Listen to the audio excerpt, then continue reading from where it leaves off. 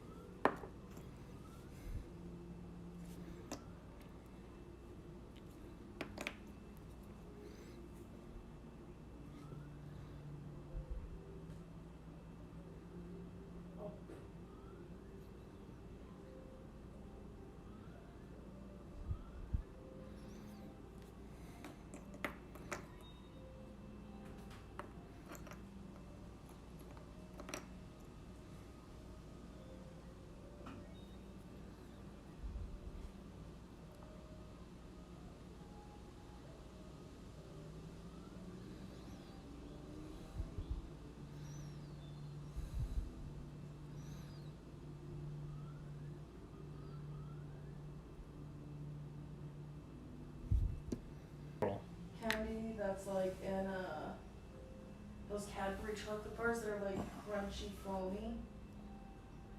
Oh, yeah.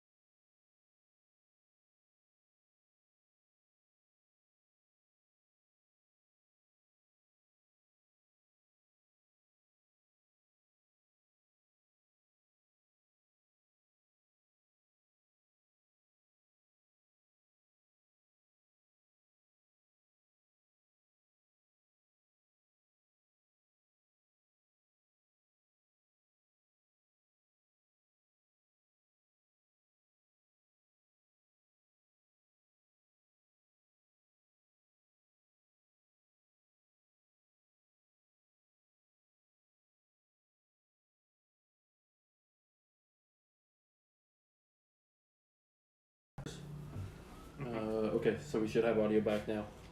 Sorry about that, guys. We just had a little quick interruption there.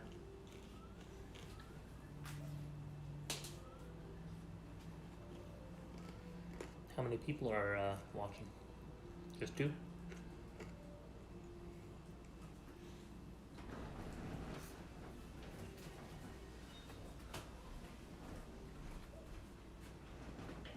Nobody in the live chat yet.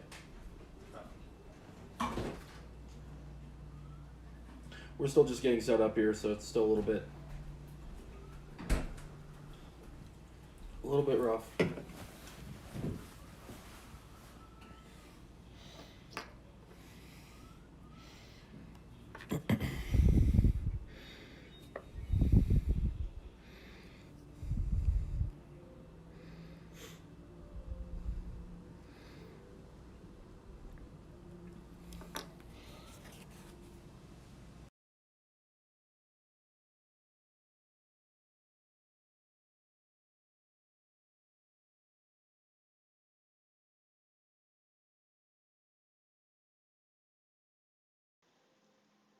Okay, you should be able to hear us through the iPad now, and the audio quality should be a little bit better.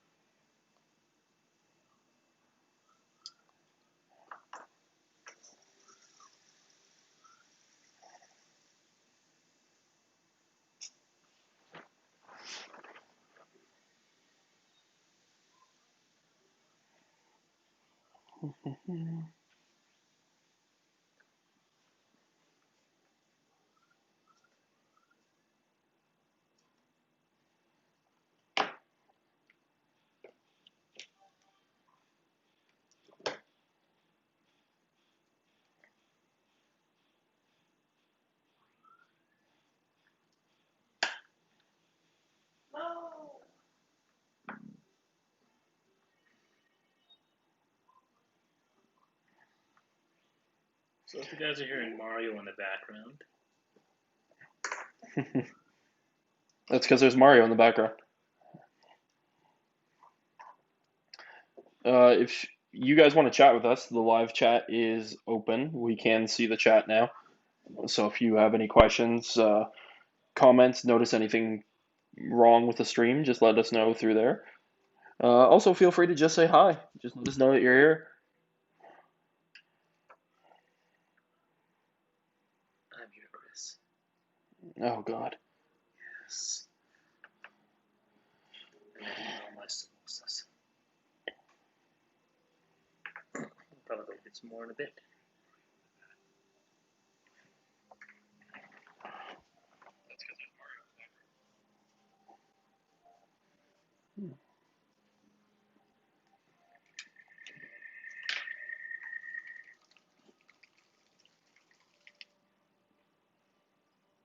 I love this new Tesseract glow. Yeah, the Tesseract Glow is an amazing paint. Yeah, like I did this yesterday. The Tesseract glow. Really easy and it looks fantastic. I didn't do the whole miniature with Tesseract glow. Don't be silly. Well, why not? Should have done the whole thing with Tesseract Glow. Probably do that if you wanted to do a ghost, but you got other stuff for that. I have actually done that. I have actually done a few ghost models. I was actually thinking about doing a Blood Bowl team in that theme. Like, use human models, but do them as ghosts. Well, enough people die during Blood Bowl. I also thought about doing a stone team. Like animated golems. Spray paint it gray and dry brush it. Yeah. The fastest, easiest team there is. Maybe add some moss effects and all that.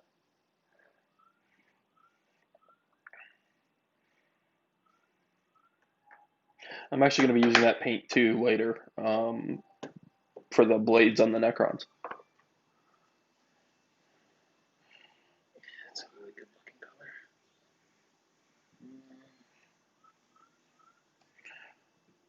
All right.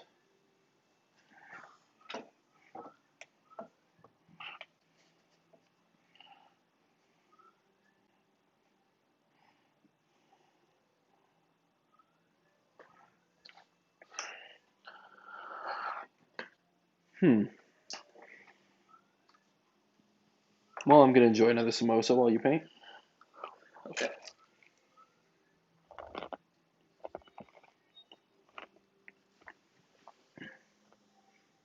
Gotta get that crunch on the stream. And people have to know that we eat and not just machines.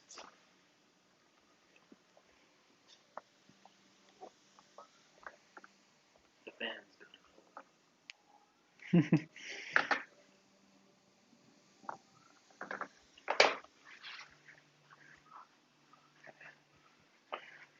Oh,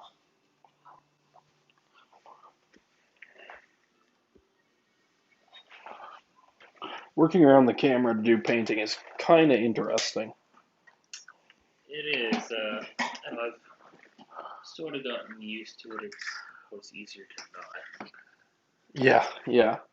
But we suffer mild inconveniences for you, the fans, For you, the people. the person, depending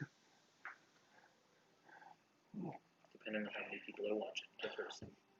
Yeah, unfortunately, one of the annoying things about this app is it doesn't give me the current watcher count. So, but we can see you if you're in the live chat. So feel free to come chat with us Maybe if we were willing to pay $30 a month. for a hobby casual. Yeah. So make sure you share this with your friends and get us lots of viewers. That way we can afford to do that. Because right now we get paid nothing. Already shilling out. Already lots of money invested into this for something that will never return how much we've already invested. Yeah, pretty much.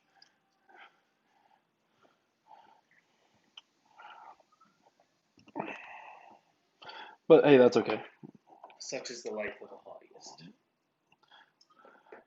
And people who think their hobbies will easily become a career.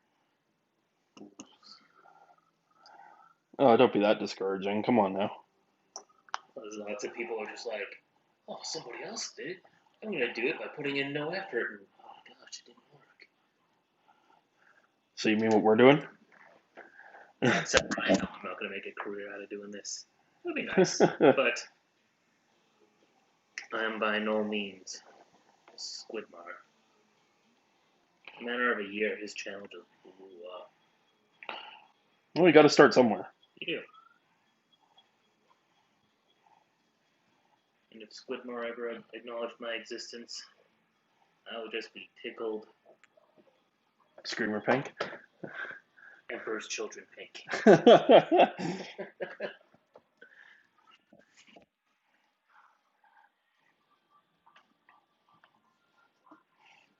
And before that joke was lame.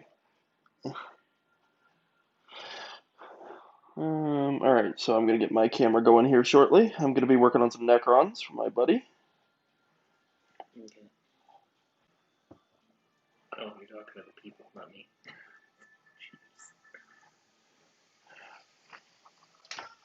no!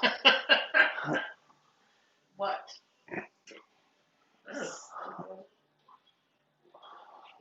It's just funny that now Mario just says bye-bye instead of Yeah. so long, gay Bowser. That's not what he said.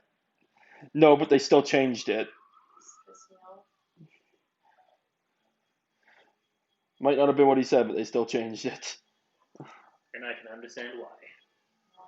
Better not have the vague notion that he might have said that then. And have people being like, Nintendo hates gays. When Nintendo's like, we don't hate or love them like they're people. And if they buy our product, then we appreciate their existence. If they don't, then, well, they're human and good for them. You know, just like every other company. No, that's not allowed. Can't be like every other company. God! Wait, you're nearly done with the game then if you're already fighting Bowser. No, this is just like the 30-star thing. Oh, this isn't the...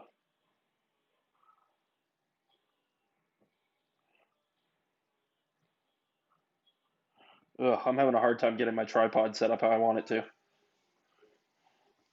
It's okay. Until then, people can be satisfied with washing my hands. Aren't they pretty? And I think I've never had a manicure done. I'm not man enough, baby. Ooh. Man enough for a manicure. I'm more man than you.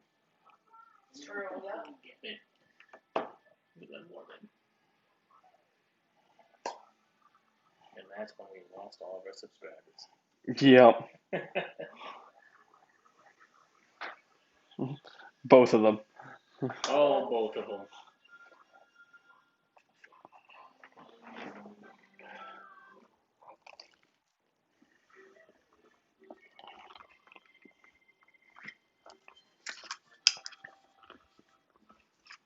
It's like the song from Ninja Sex Party. I have not seen Ninja Sex Party. They're hilarious. I'm assuming this is The- a porno of some kind. No. There's one song where there's a lyric where it's like you sent invites and now all your friend is here. Just the life of hmm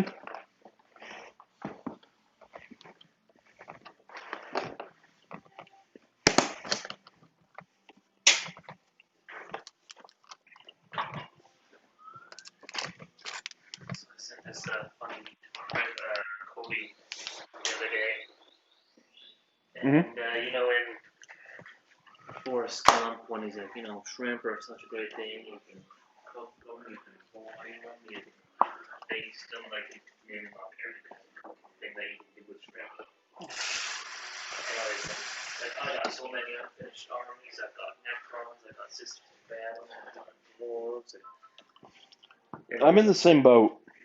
when I sent that to Cody, and he was like, is this a personal attack? It feels like a personal attack. I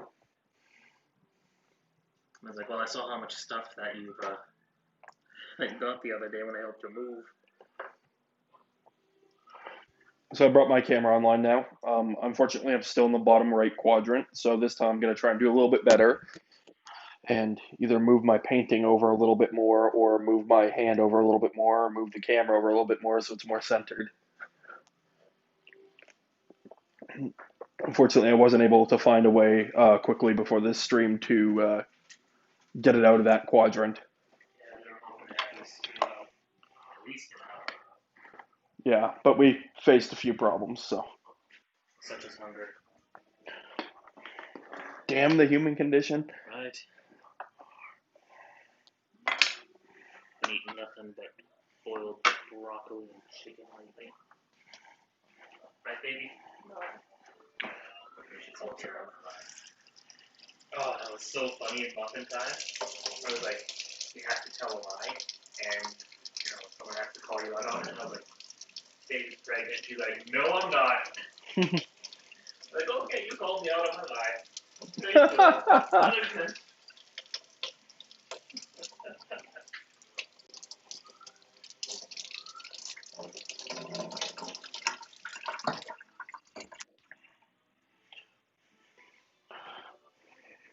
Funny thing though is, next time we do that, we're probably gonna be playing with family. I'm gonna say the same thing, and then she's gonna be like, I don't know if I should tell everyone that he's lying, or if I should just eat the loss of cards.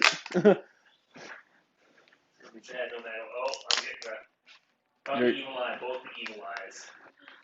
He's getting the look. The look that says you're sleeping on the couch tonight. I know we have 2 spare bedrooms, but you are sleeping on the couch. Pretty much.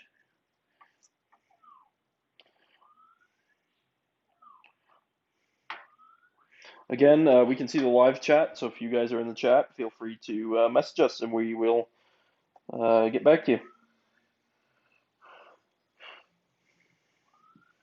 You know, if we like you or not.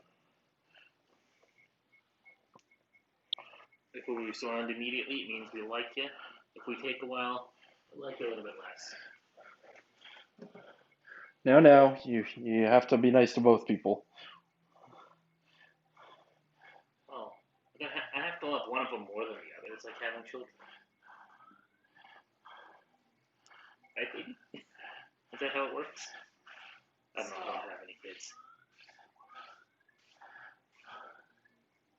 Probably best I don't have any kids. Hey, you said it. I did. I'm sure my mom is praying regularly that I change my mindset about having children. I think that's what parents are supposed to do. Actually, there was a study that came out recently that said if your parents didn't have kids, chances are you won't either.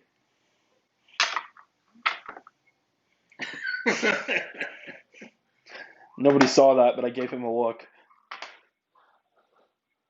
That was like, no shit.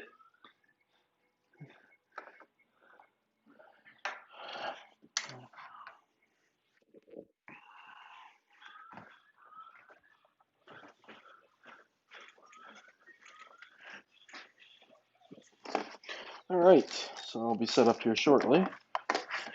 Gotta get up my tonneau brushes. Set 1, set 2, set 3. And here I am with all these brushes where they're all old. One of these sets even comes in a beautiful wooden case. As I will show you promptly. See? Look at that.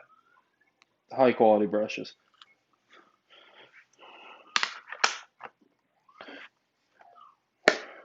Those are very task specific, so I won't be using them too much. So I'm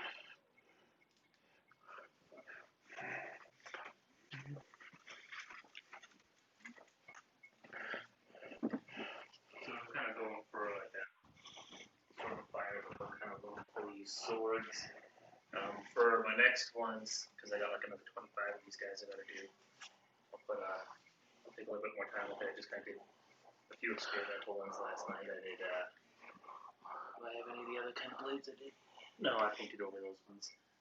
I did 3 different kinds of swords, painting schemes, to see which one I liked most. This one came out best. I just wanted to spend a ton of time on a couple of things that I might not have done, because I was thinking like, oh, maybe I'll just leave them as silver because it's fast and easy and still looks nice. There's already lots of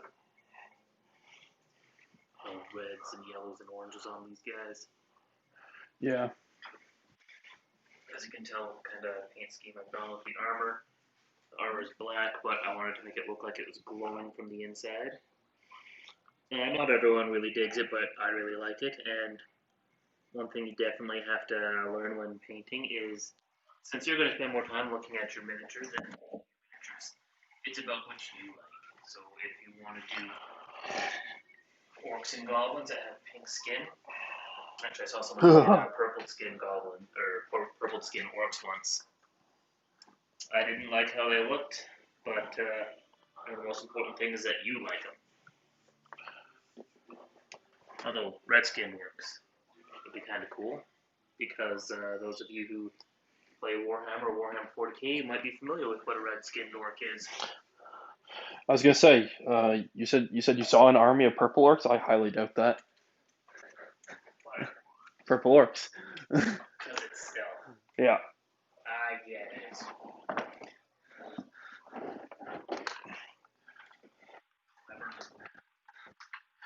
I have my moments.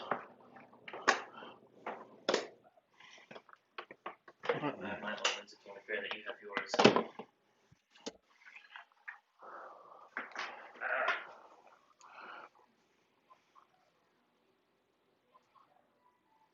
Actually, I think I just mostly need this paint tray today.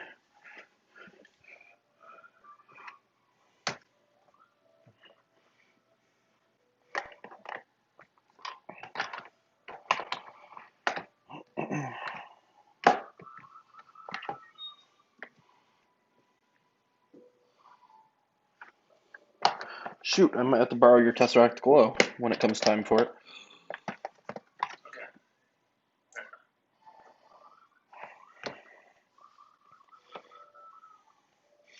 I seem to have somehow or another forgotten mine. That is probably the best thing they've come up with in a long time.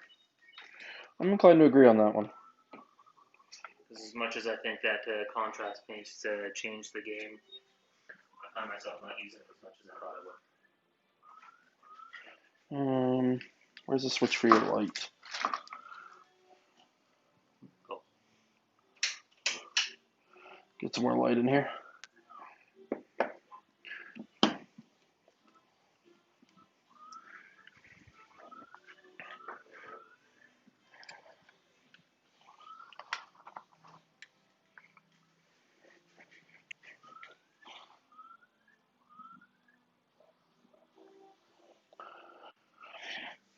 All right. I'm finally sitting down to start painting. Only like 20 minutes after you started. It's okay. It's not a race this time. If it was a race this time, then I would definitely have a bit of a head start. Just a little.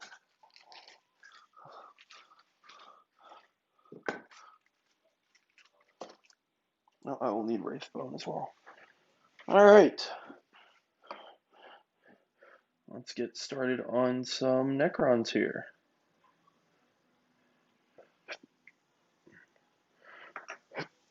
So we're doing picture-in-picture right now, so the lower right corner of your camera is cut off with my picture. Okay. Lower right? Or left? Lower right corner of your camera. Okay. So try and work to the left if you can.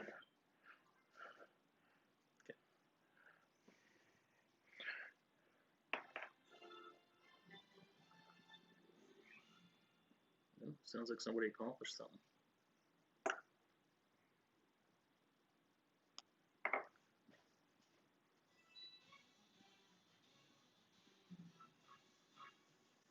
That's really dramatic. This is music I hear in my head every time that gives me the look. Have you done goofed? That's a PG way of saying it, yeah. Love you, baby.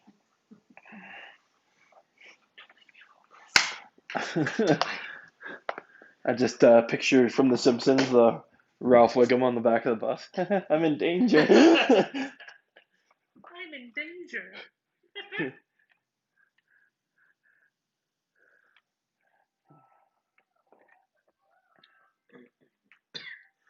So for me, for the first one I'm going to be working on is going to be the Royal Warden. So very fancy Necron model. Get some of these other ones off to the side here. They don't need to be in frame for right now.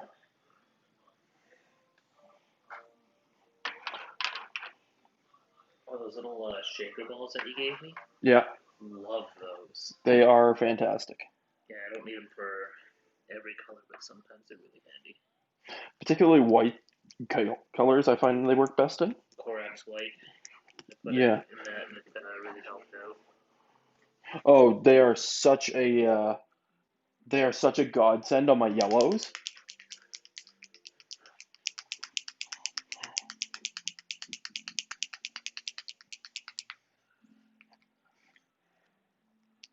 So I'm going to be starting off here with Wraithbone, which is one of the newer base paints, which is used for base coating the glowing areas on the sky.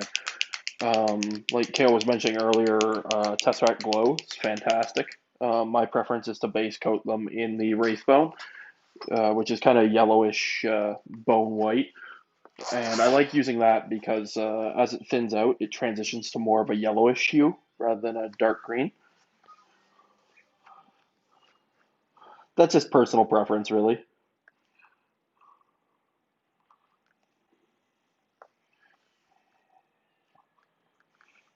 I'm assuming you're on the big camera right now, right? Nope, you're on the main. Okay. Just because I'm still getting prepared. I haven't even started putting any paint on the model yet, so.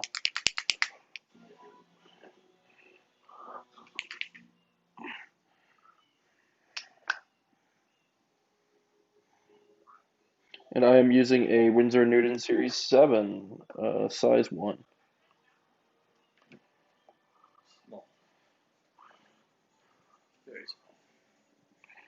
Not super small. I have 000s in my brush Triple collection. zeros. Yeah.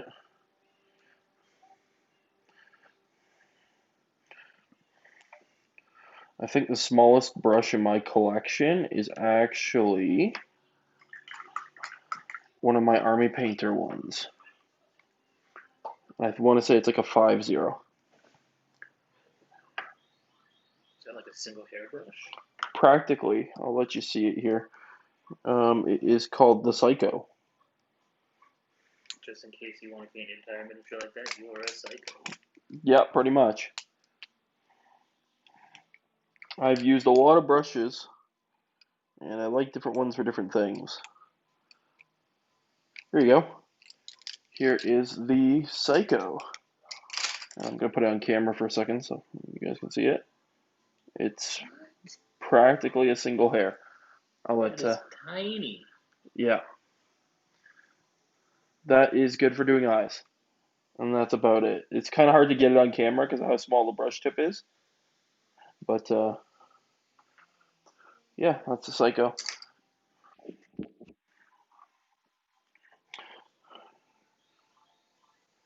Actually, I might use it here in a second.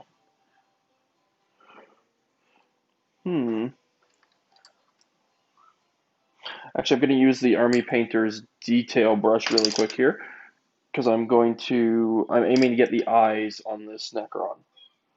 So, and try not to get this white paint on all the other detail around it. So I'm using a detail brush. And unfortunately, my light's kind of in a bad place, so I'm just going to kind of try and move it and knock everything over here. Yeah, that's good.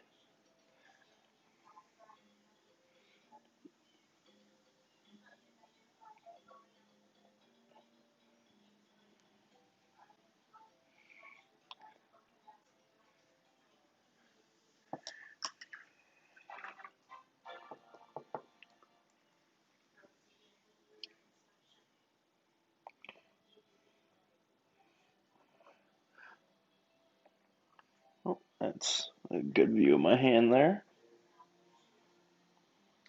Maybe you too should be a hand model.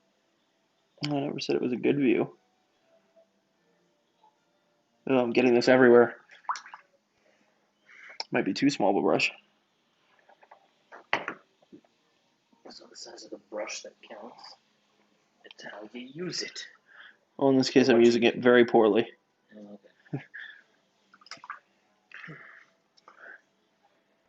So I'm trying a trick here to remove some of this excess paint, which is basically putting more water in without. Oh, my light just turned off. I'm putting in more water without. Ugh. Sorry, having a rough go here. Trying to get everything rearranged.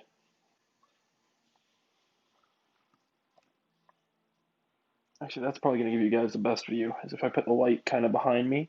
So when I'm holding the model up, you guys are getting the light too. Yeah, that's going to give you the best view.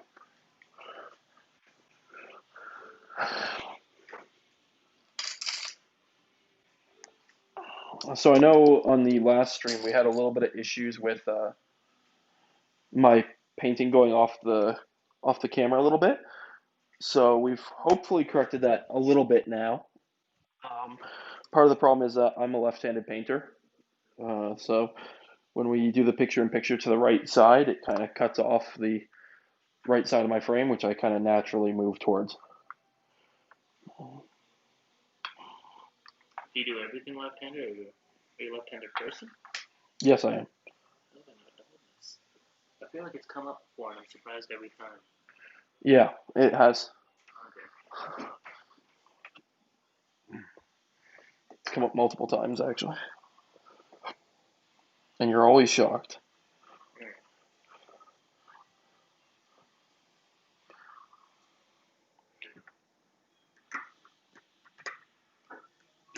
You weird left-handed people.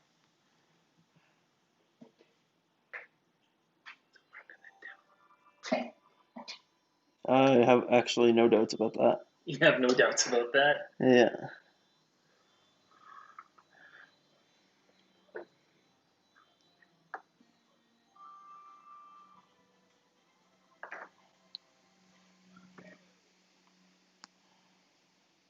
I'm gonna go upstairs and grab the one wash that I left up there.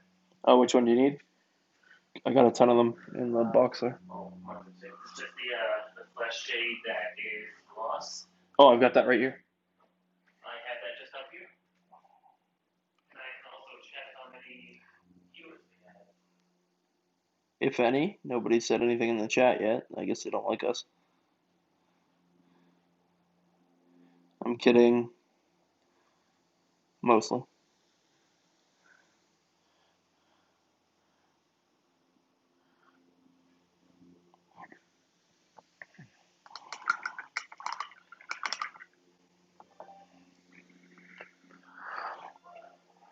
Alright, I'm going to block in some of the black cabling here on his weapon. And for that, I'm going to use...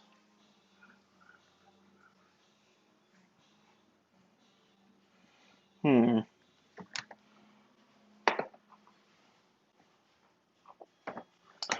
the black cabling, I'm thinking... We have four people watching.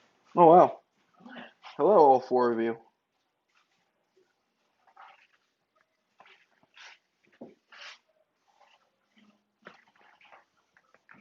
I don't seem to have a black paint with me. Do you have Abaddon black?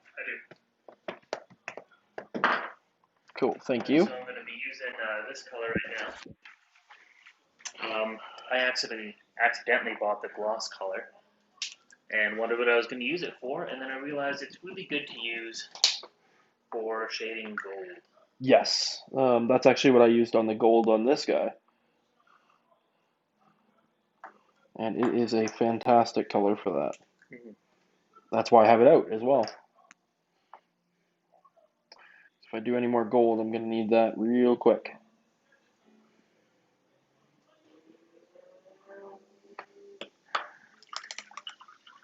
Forgot what it was like painting in front of the camera here. It's definitely some getting used to.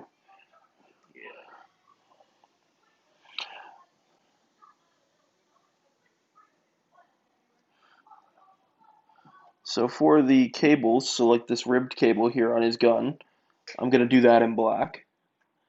You're going to put yourself as the main one since everyone's been watching me for a while? I will sooner or later. Not really concerned with who's got more screen time, really. Besides, your setup's better than mine. Got more color in the background. People like color.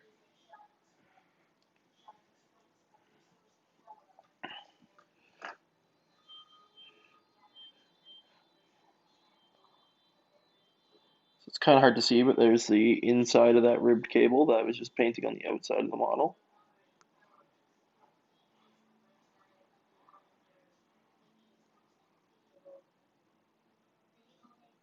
Fantastic. Just quick and easy. You don't have Corvus black, do you? No, I only have Abaddon black. Okay. That's fine. I'll have to make do for some things.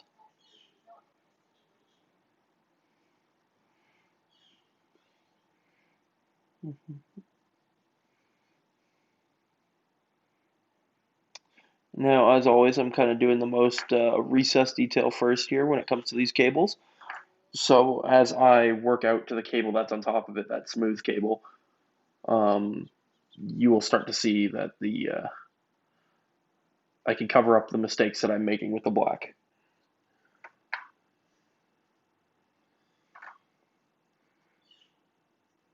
And one of the reasons why I'm using Abaddon black here is because it's a more almost plasticky black, which is kind of what the finish I'm going for these ribbed cables. What about the other kind of black? What is that good for? The Corvus black is more like a coal black, so it's like less pure. It's more gray black. Okay. No, we do not have Plumbus pink. We should get Plumbus pink. I was actually going to 3D print a Plumbus the other day and I forgot. Missed opportunity. Could have been painting a Plumbus today. Yeah. Instead, I'm just painting a Chaos Dolly.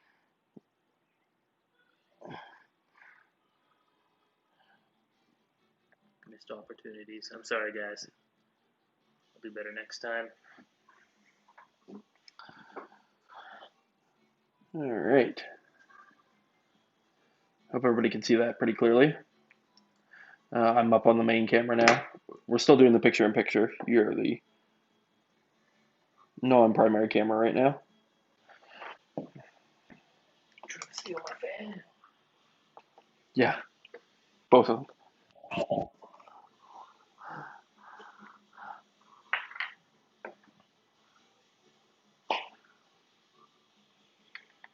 So these guys are actually interesting, these little guys. So this guy's called a Cryptothrall. And basically he's used by the Cryptex kind of as a guard. This one I did a little bit different of a finish on. He's more of a bronzy sort of finish. This is the new shade, the Cryptek Armor Shade Gloss. I actually like the effect it produced. It's not quite the right color for what my client's going for, but with these Cryptothralls, I think it's kind of okay to have some variation in their coloring, because they are kind of like a almost a throwaway unit for the Cryptek. So they're really more of his bodyguard than anything. So I'm kind of okay with them having some different finishes. Let's see if I can get some more light in there. And you can see this ribbed cable on his neck right now. That's what I'm trying to hit with this black color. So one question I've had from people getting into miniature games is, like, is there other kinds of paints that aren't Citadel or Games Workshop? And There's a ton. Yeah, answer is of course yes. I've also had people ask me, what do I use and why? I use exclusively Citadel paints, not because it's the be-all, end-all. It's not the best. Like, it is certainly good. There is stuff that is just as good out there from competitors. If not better in some cases. In some cases better. I find that the one thing that Games Workshop probably does better than any of its competitors is its technical paints. Oh yeah, it's paints for achieving special effects. Yes. I'm inclined to agree with that one for sure. That is one thing I feel like Games Workshop definitely has the edge on. But, like, Army Painter is definitely good. What else do you use, Chris? I use Army Painter. I use Vallejo a little bit. Theirs are more specialized. And I've also used shoot, what's the name of the brand right now? Turbo Dork is the name of the paint. Heard of that one. They are actually pretty amazing. A lot of their paints are formulated to be shot through an airbrush, but they actually do incandescent and iridescent effects to their metals. So as the light hits it, it'll shift from blue to green, or Okay. yeah. So it'll look like a metallic blue, like just on its own, but as soon as you start hitting it with lighting, you'll get the metallic green highlights. That's interesting. So, yeah, the reason why I use Citadel and Games Workshop paints exclusively is not because they're better or the best. It's just because that's just what I've always used, and like, You're most familiar with the product. Yes, I'm very familiar with the product, and I've bought like all these little paint holder things, and I know that if I buy Games Workshop ones, they will fit on there. If I buy other ones, I'll have to have other things. I keep my stuff. Alright, so this might just look like a disorganized mess to you guys. Oh, might look like a disorganized mess to you. But to me, it's color-coded, and I know exactly what is where, and if you guys want to see real OCD, if he'll keep the camera up for a minute. Okay. My paint box, this is the Citadel paint box as well. This is what all those trays that he's using go in. And you can see that mine are actually like color scale coded. So when I have those all out on my table, which if I ever live stream from home, you'll see. But that's, yeah, just kind of how I do things. It helps me find colors quicker, and it helps me find my highlight colors quicker. So that's why I prefer doing it that way. So I'm going to be applying a shade to this model that I have in my camera right now. And the main purpose of this is to, well, provide shade. This takes quite a while to dry, so I have a few models here that actually need it done to them. So I'm gonna just kind of do the shade and then put them aside and work on other models, and then I will bring these guys back out to work on some more once the shade's dried. This is one of the steps that if you watched our painting challenge video that we didn't do, and the main reason for that was because, uh, well, it takes half an hour for it to dry. So when we have an hour time limit, not being able to work on it for half an hour is kind of a Kind of a big deal. yeah. So and what you'll see is that this paint, this shade, is it settles into the recesses. So it doesn't. It's mostly transparent, but it'll settle into the recesses more than anything. So you'll see here on this spine in particular that it's settling in that.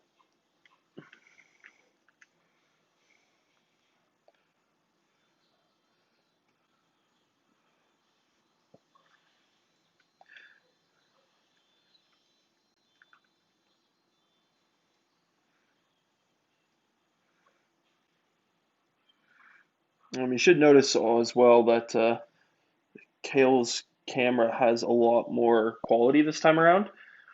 We fixed a problem that was basically the audio was all going through his camera, and because it was using some of his bit rate for the audio, that compromised the quality of the image.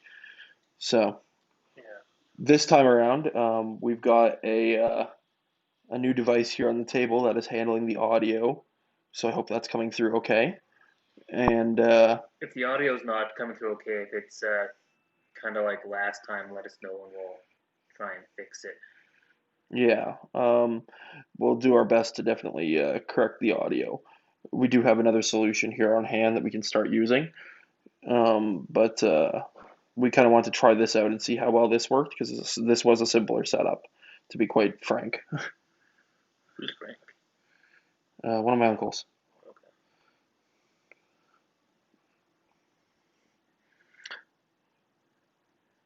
So as you can see, this shade is just kind of settling on the recesses, and it's establishing that darker tone. Now you're probably thinking to yourself, well, what about this column that he's standing on? That's actually going to end up being painted a different color in the end, so I'm not worried about shading it right now because that would just be using paint that's going to get covered. So better to not waste that.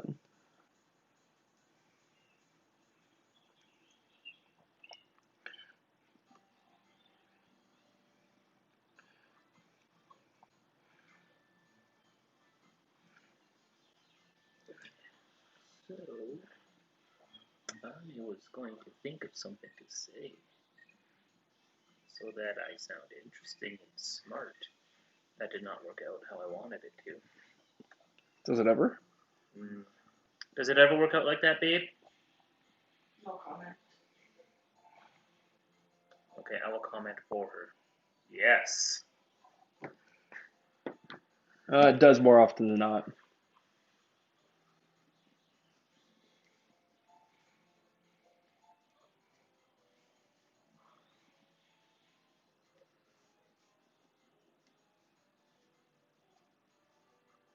Okay, so we went back from the ready to stream for some reason. So we went back from live to ready to stream. So I suspect that there may have been a small network drop there. Much like last time we did this, we're probably still live, but we're just not seeing it on the application. Um, yeah, so live chat's currently gone, but we'll work on fixing that here shortly. Just got to use up what paint I have out before I pull any more out and finish doing this shade because when you're doing shade, you want it to be applied consistently.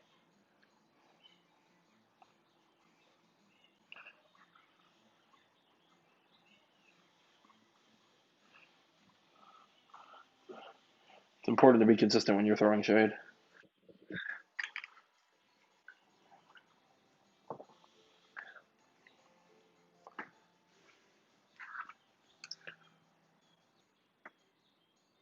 Okay, we're live again. Good. Thankfully, I'm starting to figure out this app and how to correct it when it goes sideways. So,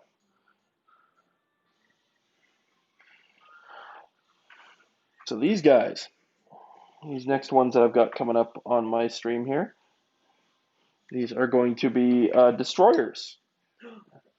They are terrifying. They are big, huge, destroying things. Yes, as you've aptly put it.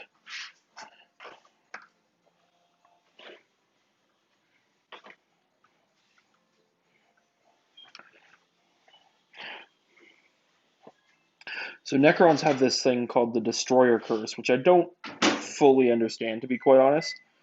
But basically, it's from what I can understand, it's something that happens to Necrons that basically transforms them from their standard size guys into these huge hulking warriors that are just absolutely terrifying. As you can see here, his blade's glowing. Unfortunately, I don't have the right paint to keep filling in this the haft of this weapon, because I was doing that in the Corvus Black, which we currently don't have here. So I'm actually probably going to have to put a pin on this guy. Yeah, probably going to have to just hold off on that guy. I'm just going to see here. One of them, though, has some problems with one of his blades, so I'm going to try and fix that while I'm working on it.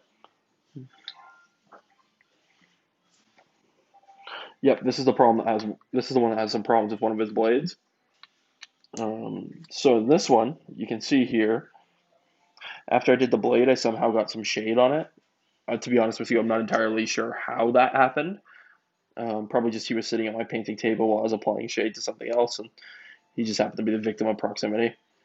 So what I'm going to do here is I'm going to re-base coat his blade using the Wraithbone paint and my size 1 brush again. So I'm just going to go in and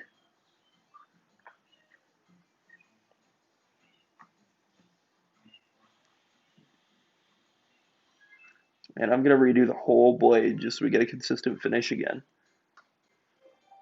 It's a lot of work to redo the whole blade, but you know, I'd rather get the finish corrected and have it have the right end finish than making it look patchy.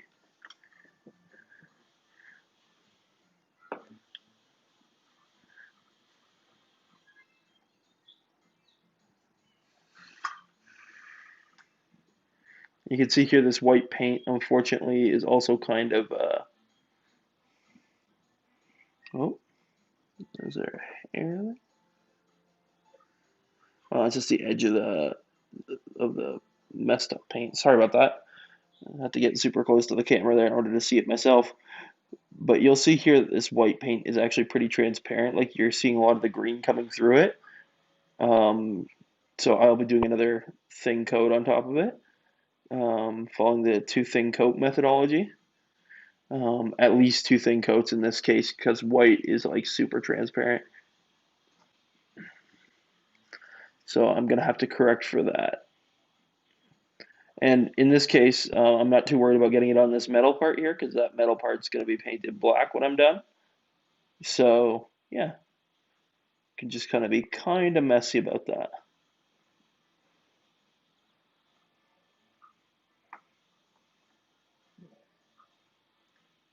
If in the near future you notice that the name of our YouTube channel changes, the reason for that is because I had initially named it Basement Entertainment, just because, well, I've kind of liked that name for a long time. If I ever started something and just named it that, and Yeah, we decided we're going to partner up to do some more of these videos. Because we're going to be changing the name of it to Keg and Crow. yeah, so that should be a. I think that's what we're changing it to. Yeah, that will be what we're changing it to. So you might see me start doing some streams on the channel that I'm going to be doing from home, just working on my own models, and that'll be automatically uploaded and edited to the channel. And I'm probably going to be doing mostly live stream format, just because, well, frankly, it's easy and I don't quite have all the editing software I would need to fully produced videos. I'm a photographer, so I have a ton of photography editing applications, but not a lot of video editing applications. And frankly, this is just a hobby right now, so I don't feel like paying for a ton of video editing applications. And I do have some video editing stuff, and I will continue doing the battle report stuff that I was doing before. I'm currently working on my next one, which will be about Grom's Wog as he tears through the mountains and the Empire and all the way into Ultron. Oh, geez, that's gonna be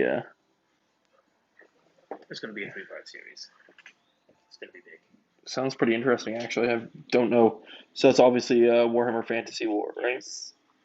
So another reason why I was really interested in teaming up with Chris when he had suggested it, or Crow, as he's also going to be called on this channel, is because I'm more of a, like, we both really love things that Games Workshop does. He is more of a specialist when it comes to the sci-fi, the 40K side, and I'm more of a specialist when it comes to the fantasy side. Not Age of Sigmar. I'm a little bit more old school than that. I'm really looking forward to Warhammer Old World that's going to be coming out in the next probably 2 years. So Do you not like any of the Age of Sigmar stuff, or is it just you just don't want to invest into it? when I played it, like, I initially hated it when it came out. I was very judgmental because they killed off Warhammer for what looked like crap. And then after a while, I decided, I should probably play it And give before it a I. legitimate Yeah. chance? So after playing it, I discovered that it's not for me, but I do understand the appeal. It's how I say it's kind of like comparing chess to checkers. They're both good games in their own right, but like I kind of prefer the complexity of chess over the simplicity of checkers for most situations. So I certainly understand the appeal that people have for Age of Sigmar. It's you know a game that is definitely a lot easier to get into, but I prefer the old school, more complex Warhammer that I kind of grew up with.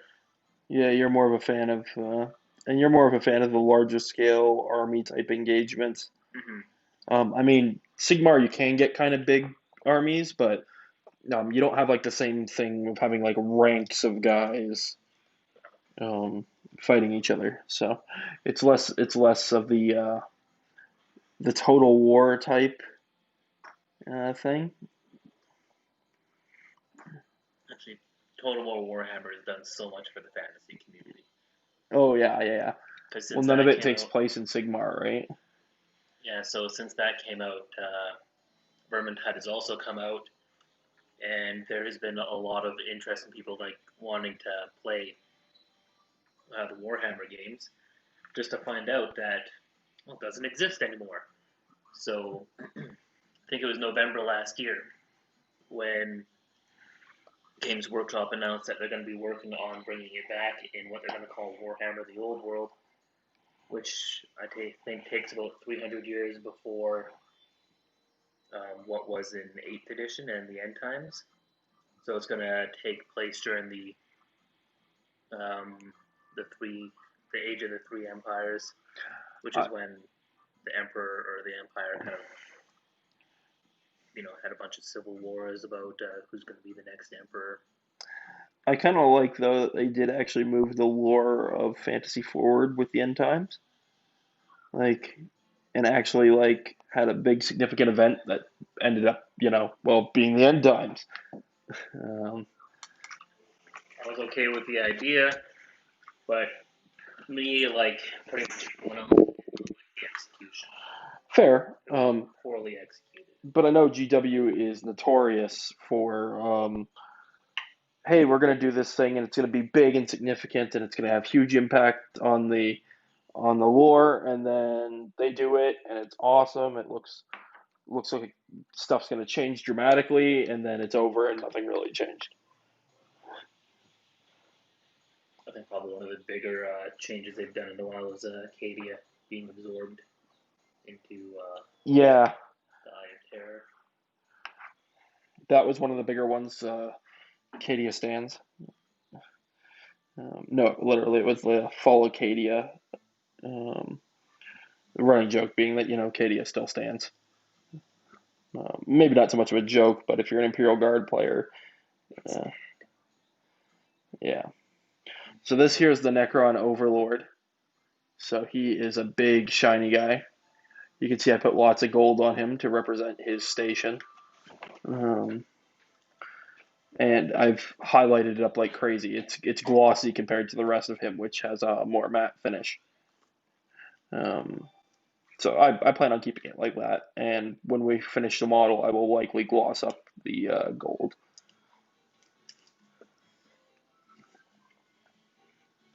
And I'm going to just, again, go back in here with the black and do some of the ribbed cabling in the black. Um, and with the ribbed cabling, it is a little bit hard to highlight black. Like, black is notorious for being difficult to highlight. It's not a difficult color to base coat, obviously. Um, but I'll do my best with that here. I'll probably use a lighter gray here, and then I will um, use a shade, probably a black shade on top of the gray highlight to kind of bring it all together and give it more of a unified look.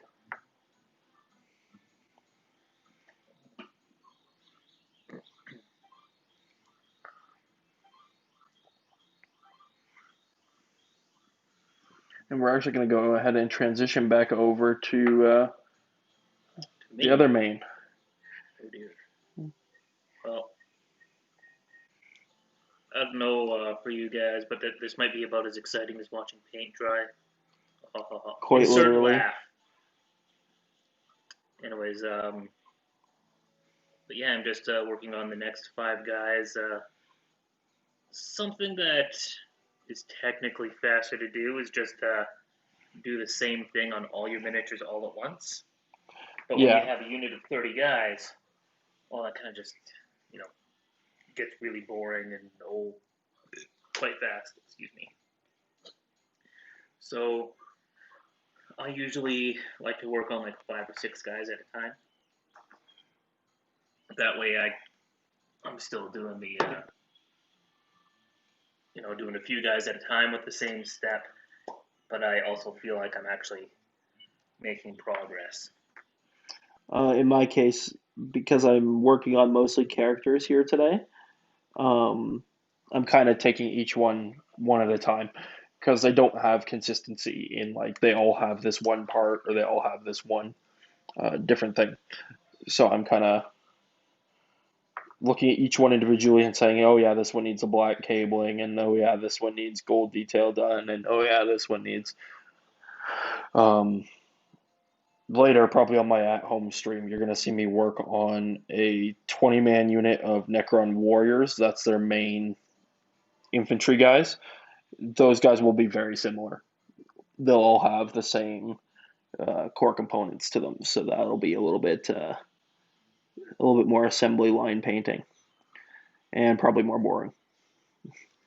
Yeah, sometimes you got to do it just to slog through it, but this is also a hobby for fun, so you don't want to turn it into a chore because then you're going to end up hating it. Yeah, and honestly, I'm gonna be quite honest here. That's one of the things that kept me from getting into Warhammer Fantasy was having to paint giant regiments of like 200 guys, and that's a unit. Um, You don't need to do 200 guys. I don't even know what the unit sizes were in Fantasy, but it could be like a block of 30 guys, right, for one unit, depending on your army. 30 to 40 was pretty standard. If you had a horde army, 50, sometimes even 60.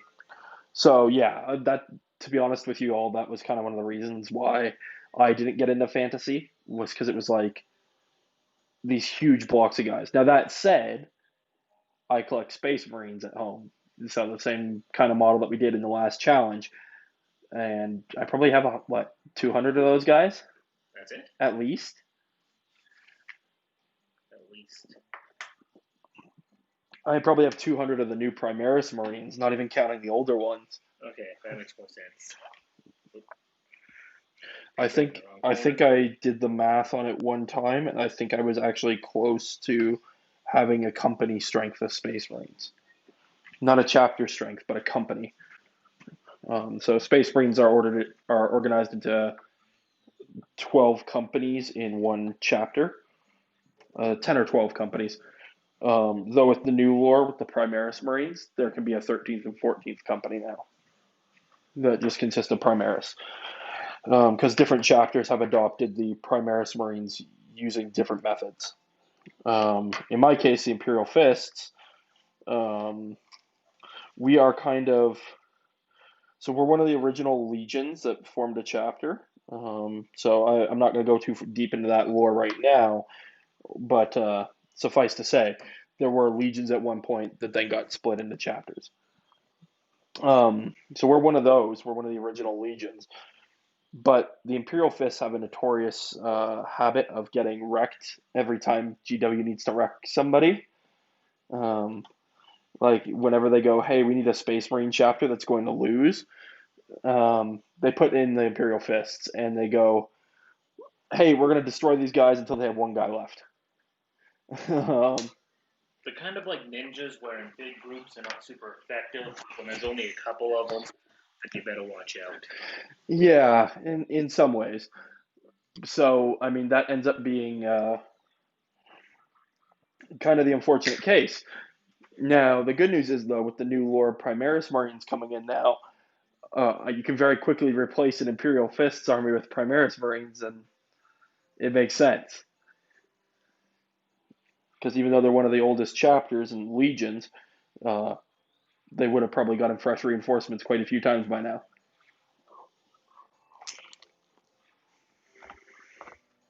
It's mostly in front of me. Mm-hmm. Taunting.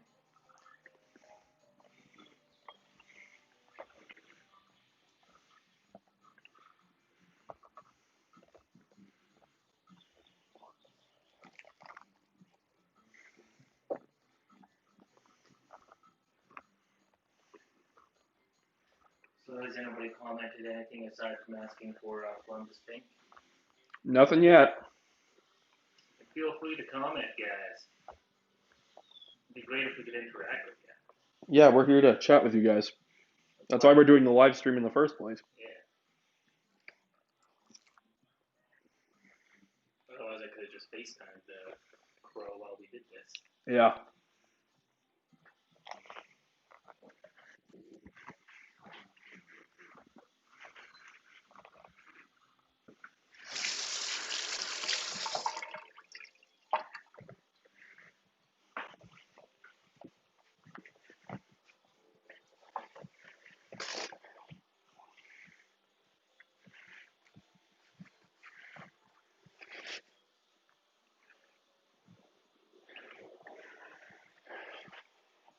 If you're wondering who's running the stream here, that would be me.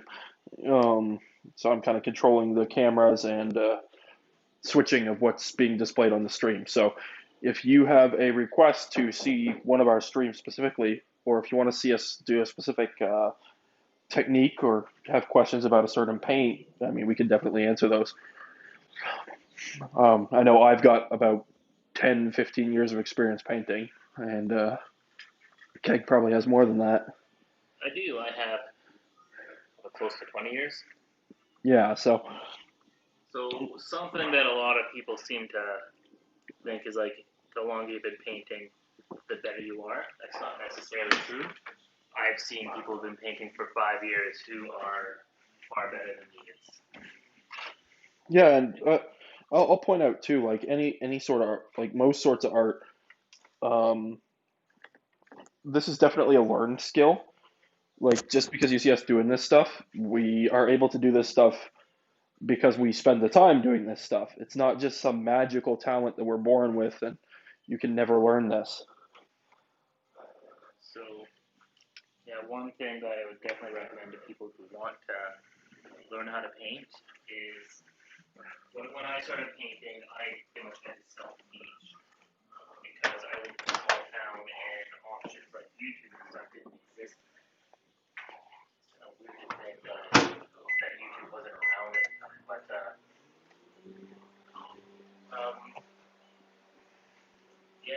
tons of options, like free options online, such as this, where people are sharing their tips and tricks, and you can also get magazines for very cheap that show you how to do stuff. I first started trying this. How you enjoying Sunshine? It's good. You said you never played this one before. It's different, isn't it? And stuff that I learned in about 1 year from the tips and tricks in those magazines was about the equivalent of what I self-taught for a decade. Yeah. So you can self-teach good painting, but it just saves so much time to either watch videos online for free or talk to other people. Like Crow quite often goes to our local games workshop and does well. I don't think since the pandemic, but before the pandemic, he would go there quite often. Interact with other people and share painting tips and tricks and Yeah, and learn some different techniques that, maybe I didn't think of myself. Like, for example, using the Reichland Flesh Shade for gold. That was something that actually I got a suggestion to do. And I tried it out myself, and I was like, oh my God. And comes to be about the same time I learned that trick, I had an entirely gold army to do. So that benefited me greatly. yeah, something that I used to do is on all of my metallic colors, silver, gold, didn't matter. I just made black. And then I heard about front shading your gold with orange. So I did. For some things, it looks good. Definitely, it doesn't look good for everything though. And then Crow here told me to try doing the flesh shader brown, and oh god, it looks so much better. So that's what I do for my gold now, and I'll probably still be doing orange or something if you hadn't suggested it to me. Yeah, when I'm trying to get an industrial metal finish, I'll use a black then a brown, and that gives a really dirty industrial metal kind of look. I used to do that for like orcs and goblins, things that would have dirty, grungy looking weapons. I would just wash all the metal stuff in black and then brown. And actually, the silver on these Necrons, because I was requested to make them kind of look heavily worn and ancient, I'm actually doing that on these Necrons. I'm using brown and black. Brown is what I'm calling it. Yes. So that one that you saw me shade black earlier, you'll probably see me shade it brown here again in a bit once the black is dried. And again, this is an experience thing from just learning different techniques over many years of painting. Sometimes there's times where I want to mix the black and the brown together, like while they're both still wet, and that achieves kind of a different effect than doing them one at a time. Something else you shouldn't be too afraid of is Experimenting. Because that's something I don't really do a whole lot, which is part of the reason why it took me so long to self-teach. Because I didn't do a whole lot of experimenting. But you'll definitely learn some new things. Some things which a lot of things will definitely not work out, but every once in a while you'll have something that will turn out to be really good. Like if you watch like Duncan Rhodes or Squidmar or Miniac, any of those guys that do painting tutorials, they do some stuff that I never would have thought of, but the effects look great and sometimes they're quite simple to accomplish.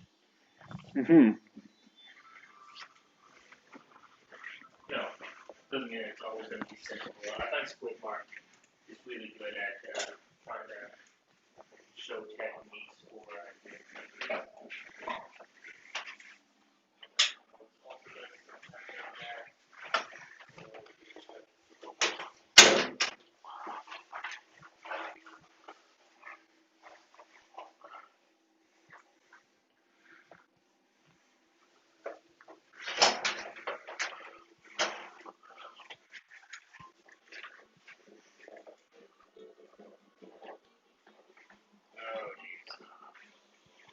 Just mess up. What I did with the glove. It's awful. But no one will see it when there's 29 other guys around.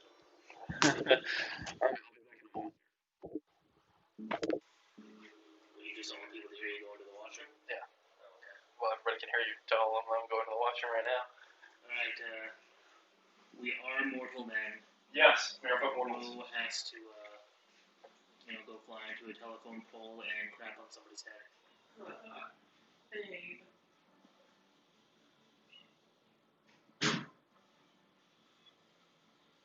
Well, I did have in the stream thing that it's not for children. Doesn't mean that it's for adults, it's just not for children.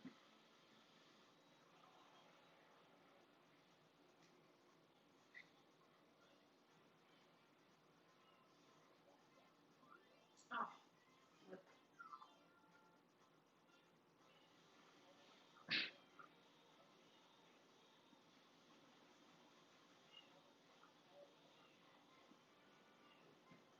See if anyone's commented on anything yet. What about the Columbus Pink? Nope, just the plum is pink. Just from you. What? So the only person who typed anything was my wife, who is already in the room and could have asked me instead of typing it.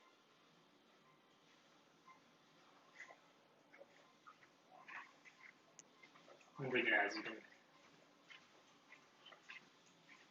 we had lots of questions last time, but I had a very different audience, multiple person. Yeah, it was mostly one person. And obviously I've returned at this point.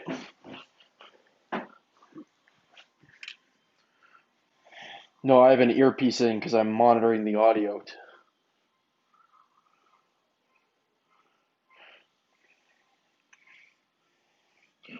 So, time to get back to painting. Yeah. You putting yourself as a primary again? No, we're transitioning to picture-in-picture.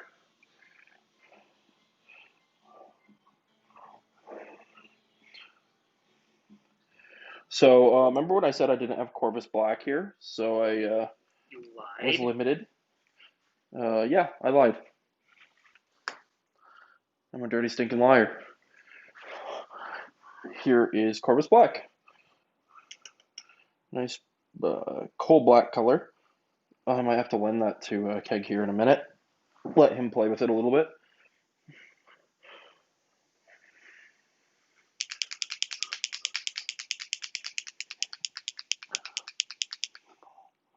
I'm actually going to take this opportunity to set some of it out. Because I am going to use that on the Royal Warden. So his gun has these little glowing orbs along the length of the barrel. Or barrels, it has two. So I'm going to use the black to block in the barrels. Aside from where it's bright green. Or will be bright green. And if you're wondering what I'm using a Red Grass Games painting handle here. And I'm using that to go between our guys here. I notice Keg isn't using a painting handle today. It probably should be, though. Probably should be. I mean, it's not required, but does definitely help. So it separates the men from the boy. So you'll see here on mine, I'm just giving you guys a close-up of that barrel detail that I was kind of talking about there. And trying to find a good focus here is a little bit of annoying. But yeah. So that detail around those dots is what's going to be black. So I'm going to start blocking that in. Mount my guy on a thing. I'm going to take a bite of samosa.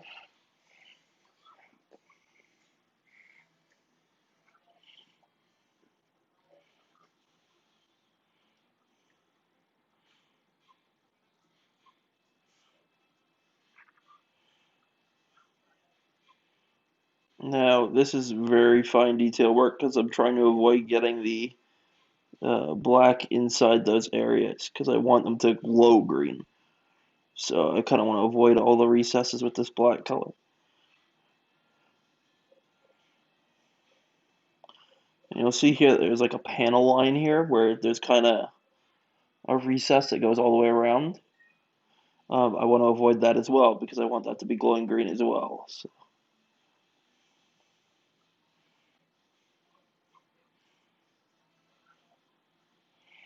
I'm sorry if this isn't quite in focus. I'm doing my best here to keep it in focus, but I also need it really close to my eyes to be able to see the detail. So,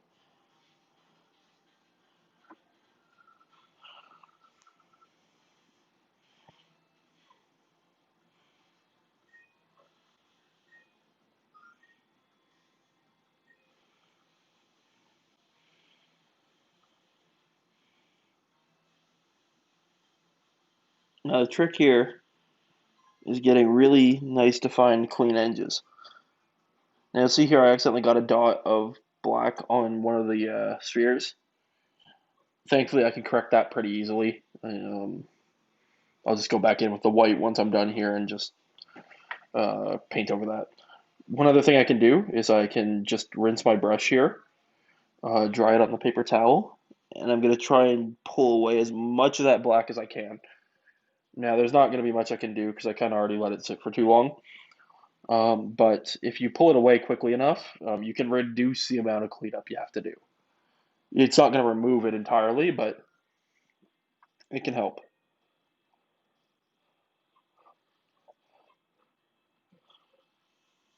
So one of the most exhilarating things about doing scale armor is painting each scale individually.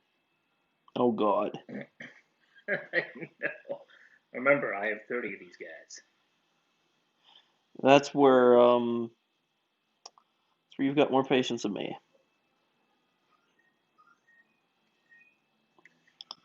With different painting schemes, I might have been able to just paint it silver and then Dry brush it. put a black wash on it and then dry brush it, and it would have looked fine. But I decided to do this kind of paint scheme for my army. Not thinking about the suffering. It's kind of like, think of it like having a child. There's lots of labor pains, and it lasts a lot longer than you'd like it to, and it really hurts, but when it's done, you're happy about it. And then you want to do it again for some reason a year later. Is this making sense, or am I sounding like an idiot? Probably the latter. Okay.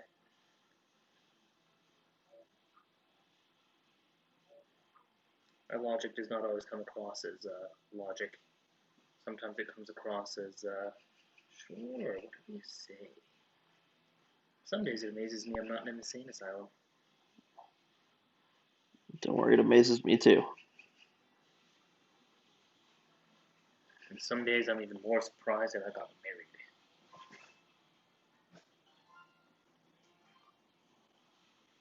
It wasn't just me that got married, the other person got married too. It wasn't a one-way marriage. She wasn't held against her will. She optionally said yes, and her tears were tears of joy, not, oh my gosh, I'm going to be trapped. She could have said no. Right, baby?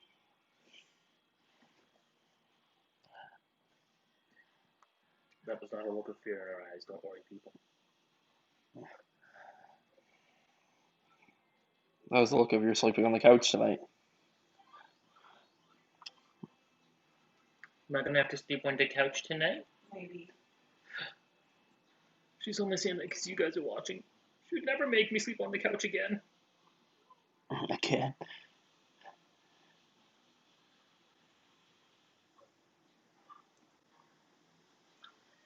To be fair, it's a really nice couch. It is. Many a night I've spent on that couch, sometimes willingly.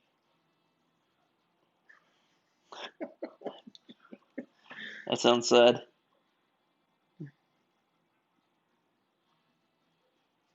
I should probably be using a finer brush here, but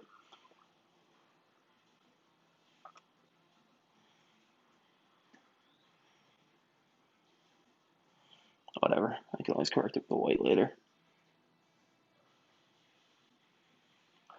And one of the other things you gotta watch out for is for overthinning your paints here and making them too runny.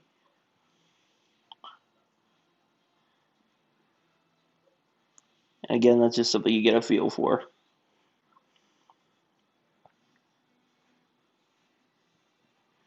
but you always want to thin your paints, because that's how you get a nice smooth finish.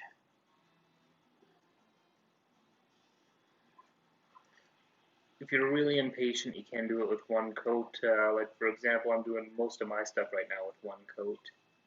I know. But I've Sacrilege. thinned it out enough where I feel like it's covering things pretty well, but I also have enough control of it.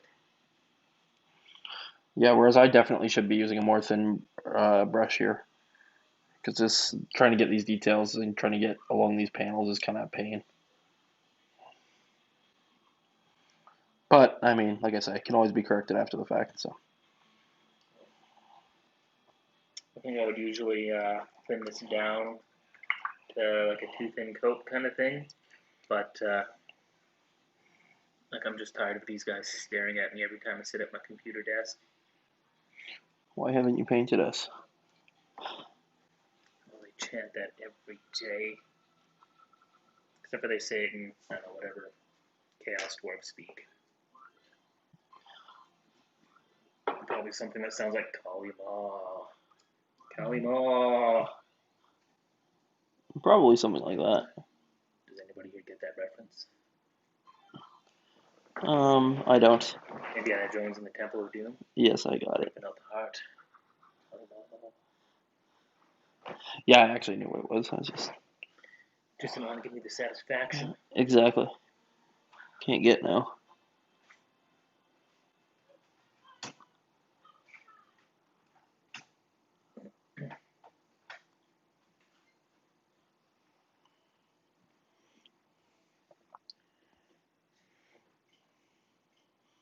So if anybody out there is a fan of Vermintide, in the near future I'll probably be doing a live stream of that. I did a test live stream the other day. Just played a single match and live streamed it to see if I could get it to work, and it did work, but you know, I wasn't playing with anybody with a headset, so it's kind of boring. Kind of just sitting there talking to yourself. Not even that much talking. It's hard to talk to yourself when you're playing a game like that. Oh, I know. It's hard to talk to yourself doing most things.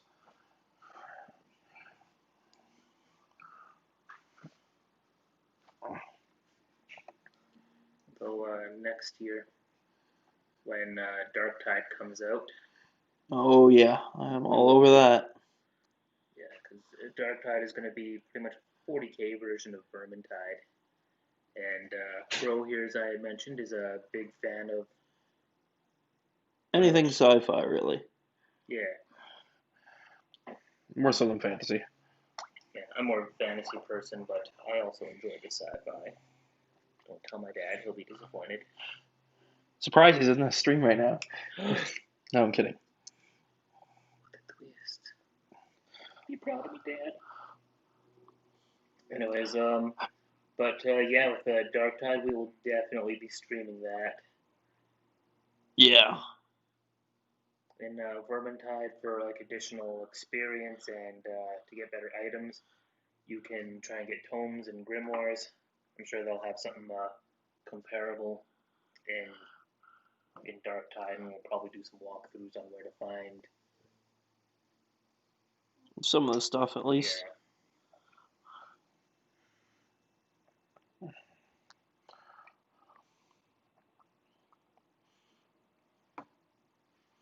The unfortunate part about trying to keep this Necron close to my face so I can see the detail is that I'm kind of going out of frame. Yeah, I've done that a bit too. It's kind of hard to get used to. Yeah. Trying to work around having the camera in your face. At my home setup, I don't think it's going to be as much of a problem because I'm going to. The camera is going to be more of an overhead view rather than a front-on view. And that's just because my home setup allows me to do that. I can hang my phone from my painting light. I'll probably end up doing that, or I'll try that. See how it works.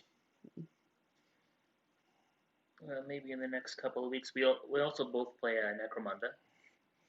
I am currently doing a Palatine Enforcers gang, And Crow here does, Goliath yes.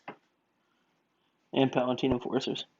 Oh, you do Enforcers too? Yeah, Did I know that? you probably did. Like, I knew you bought a box, but, I bought more than a box.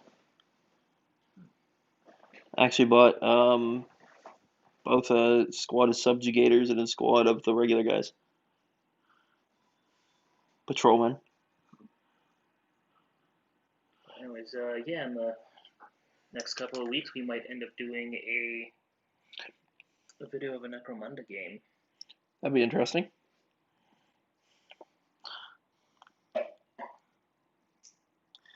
Got a little gang war going on. Yeah, I did a game the other day with a friend of mine who's unfortunately going to be moving away in about 2 weeks. What's with everybody moving away recently? I don't know if you noticed, but about a year ago we elected Canada's version of Donald Trump, Ugh. and things have not gone well ever since the unnamed Conservative Party member has gotten in power. But let's try and not get too political here. This is it's about painting. And relaxing. And politics is usually the opposite of that. Mm-hmm.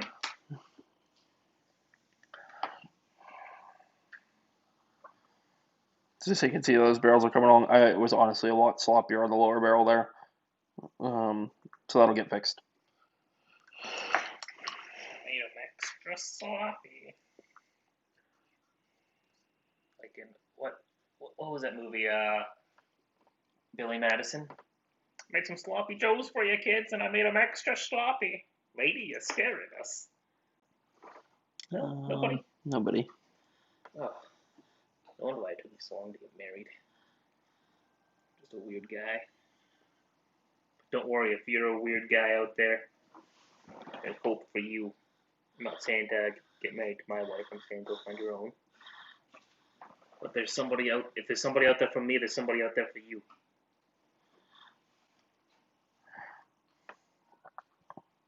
There you go, relationship advice. Also, make sure they accept you for who you are, and that just because you're going to be having little plastic people instead of little real people in the house doesn't make you any less of a person, right, baby? I think that was something along the lines of keep telling yourself that one. Well, on the bright side, I can give my parents something my brother and sister can't. Grand puppies.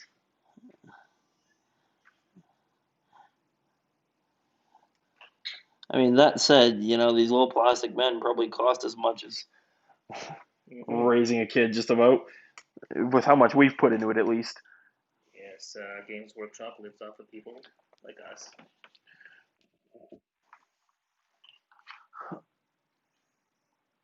Oh, did you get it on the first pull? Yeah.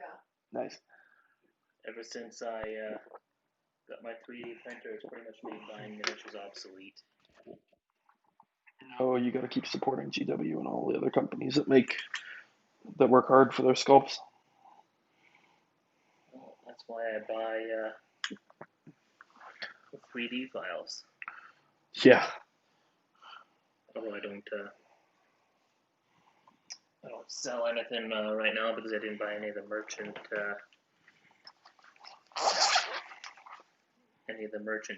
deals for selling things off because.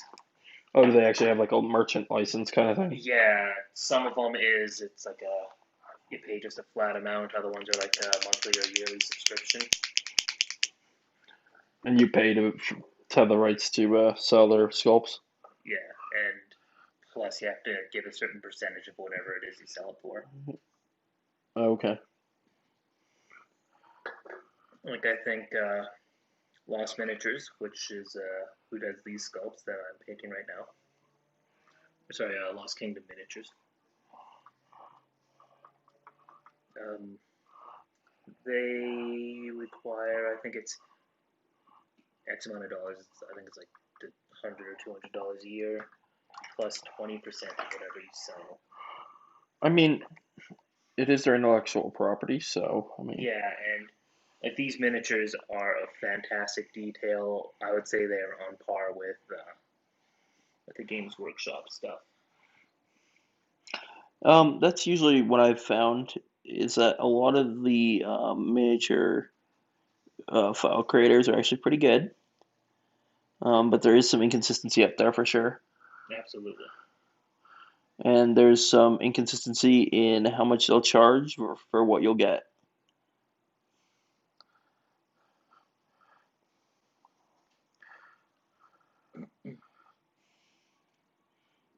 But I mean, that said, do your research, look at it.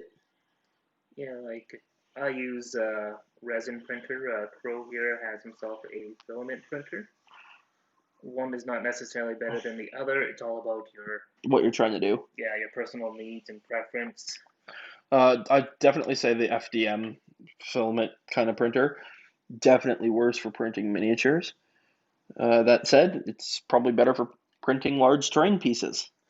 Yes, to get a resin printer to print out large terrain is definitely more expensive, as well as the resin is a lot more expensive. For about 1 liter, it's $60. Yeah, Or as whereas a or spool of my resin is like 20 or 30. yeah, it's Or not resin, but spool of filament. yeah. There's also a lot more materials you can print on a filament printer or FDM. Hmm. Like I even have a filament that has wood grain in it. So when it's done printing, it actually has like a little bit of wood texture to it, like both in coloring and feel. Like you can actually sand it and stain it like wood. I've seen pictures online of people printing off Groot with that, or Baby Groot, Yeah. which all seems redundant. But I'm gonna make a wood guy out of wood, and then. But anyways, yeah. So 3D printing, I think, has definitely changed the game for a lot of miniature stuff.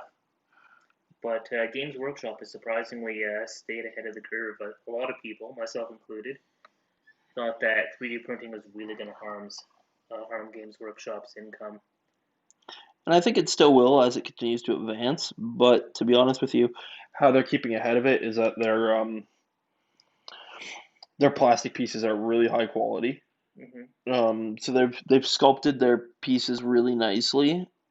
Not just in terms of the overall sculpt, but with like how they break it apart for assembly.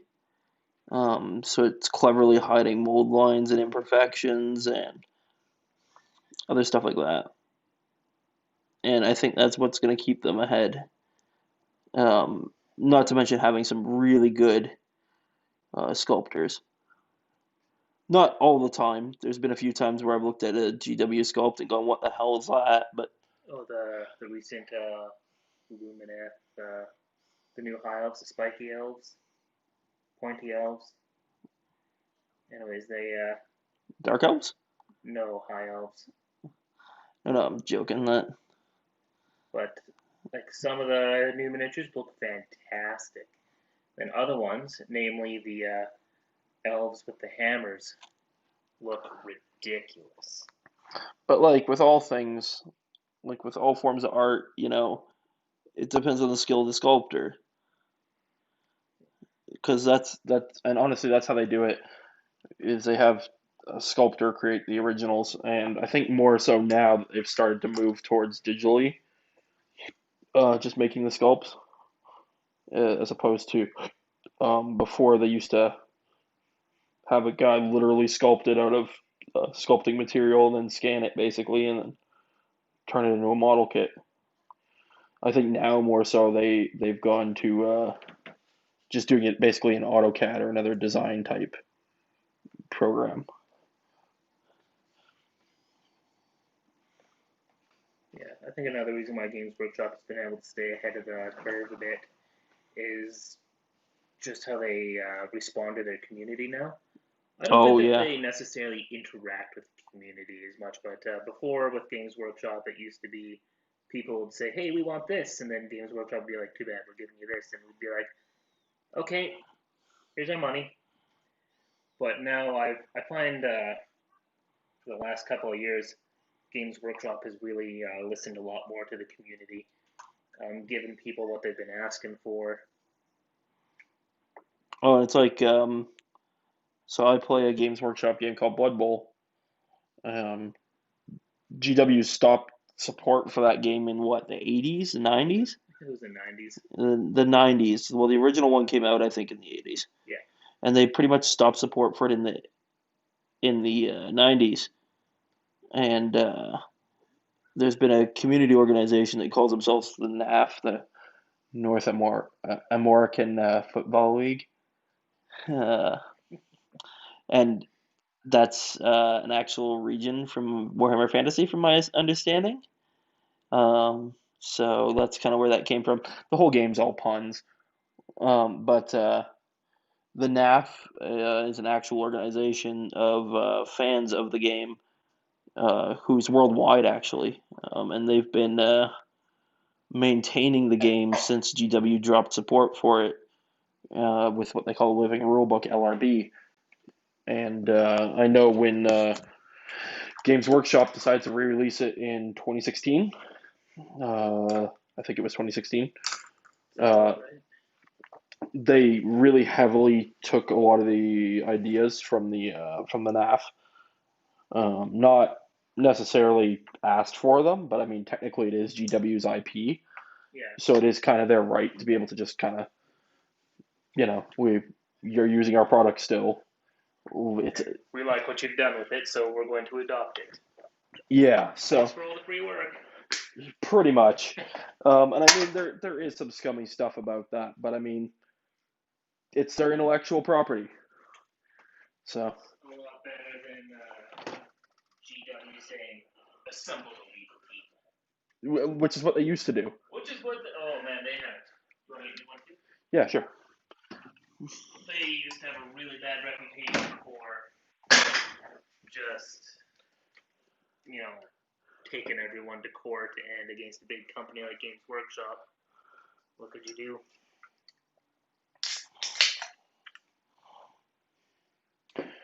Yep. There was a guy, it was last year, maybe the year before, who tried to sue Games Workshop. That little hobby store somewhere down in the States. Did you hear about that? I don't think I did. Yeah, it ended up getting dropped because he couldn't find a lawyer or a legal team that was willing to take the case. I wonder why. Just felt like it wasn't strong enough to bring up against a big company like Games Workshop. I'm not surprised about that, honestly.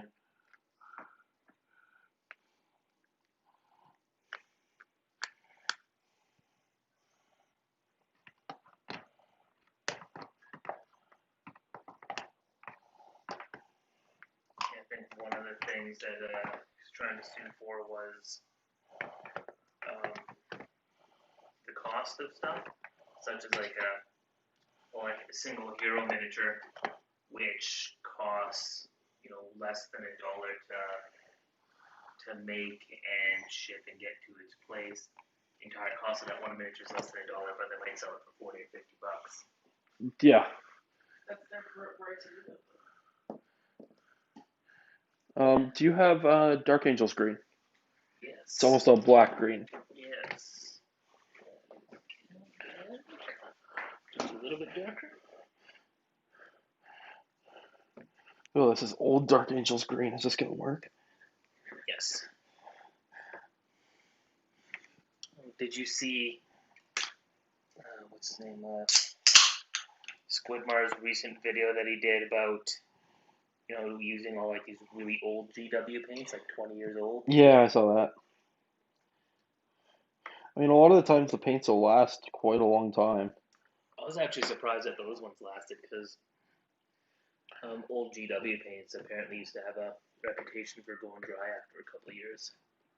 I think I still have some of those old ones in the octagonal pots. I don't know. I'll try to use the last one of mine probably a year or two ago. But yeah, I had some of those ones for a while.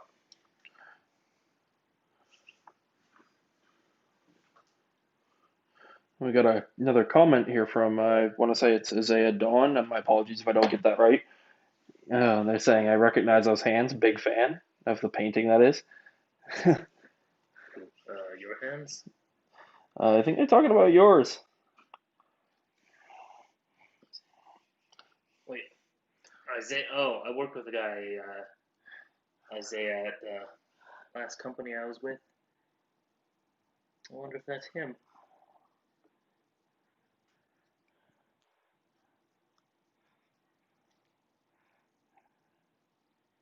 So I am now doing the smooth cables on this particular Necron, and I'm blocking them in with this Dark Angels green that I was just lent. So what I'm going to do here is I'm going to actually try and make it look like there's some energy flowing through these cables. So they're going to be a dark green as the base, and then I'm going to go, as you can see in the background here, up to more lighter greens. And that should give me a nice effect.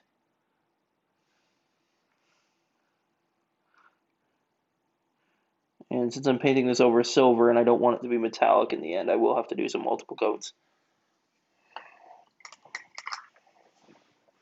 And unfortunately, there's some really long cables here on the back that are going all the way around him. So those are going to take a while to get in.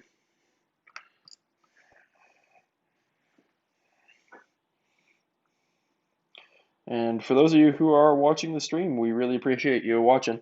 We're obviously doing this because, hey, we're having some fun painting and figured we'd share that experience with you guys. Yeah. Also, although we're both decent painters, I don't feel like either of us are quite up to like the Duncan Rhodes standard. Oh, God, no. And we just wanted to show you, like, if you're watching all those professional videos and you're like, oh, I can never be that good, this is kind of a halfway point, if you will. Yeah. You can get that good if you want to, and it's also kind of a confidence booster for me. I don't know about you, but it feels good to like show off the painting skill a little bit, even though we're not masters at it. It kind of feels good. Mm-hmm.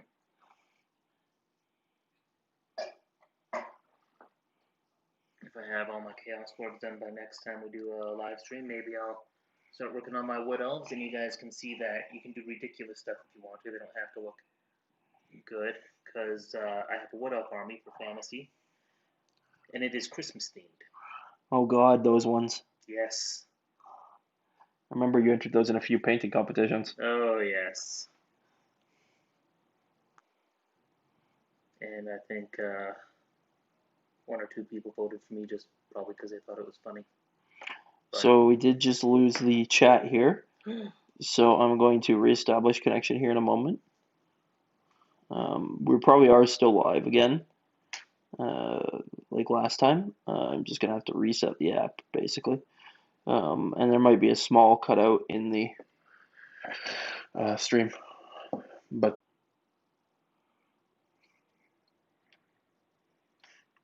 And we're back.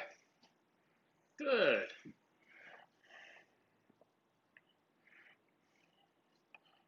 And we can see chat again, so.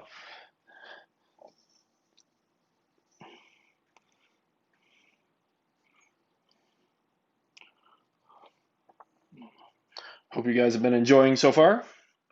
For those of you who are watching us, and thank you again. And if not, then we will lose sleep about it tonight. Yep. Oh, I will. You can see here I'm blocking in the cables, so I'm on the main screen now. I'm obviously working pretty close to my camera, so I might have to move it back just a little bit.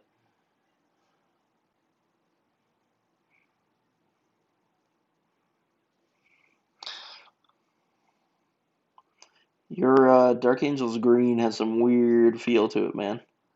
Like it's working, but it's definitely feels weird, or it's applying weird. It's not a color I use very often. Yeah, it's definitely Maybe it's old. hey, like I say, it's going on fine. It's just taking more coats than I thought it would. Maybe it's separated a little bit in the pot. Yeah, I think that's what it is. Because I'm definitely getting some more transparency to it than I thought I would.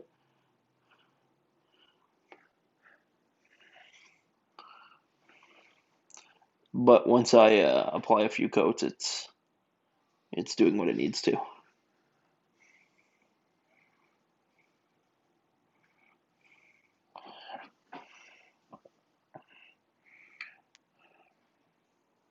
So you can see here I'm blocking in the green quite a bit.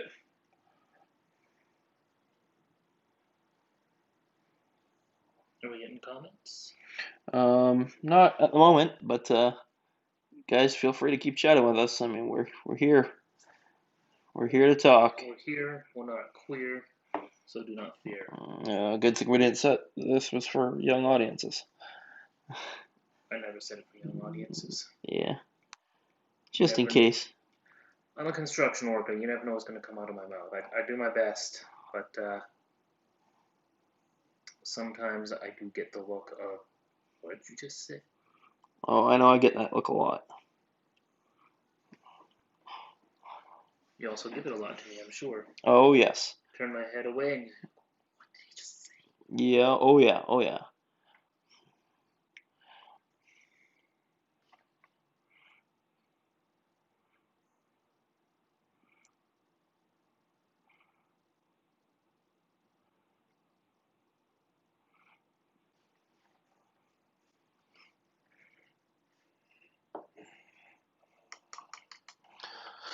So there's a lot of that green cabling blocked in. So we're going to start getting fancy with it here soon. Ooh. But like I was mentioning before, I like to block in all my colors before I start on the fancy effects. Now that said, I did do the gold here like right away. Like I did all the fancy effects on that gold right away because honestly, it's the most raised detail there, so I really didn't have to worry about anything else kind of getting in the way of it. I do want to do some of the cabling in there and his rib cage. Now it's going to be kind of a pain to get in there, but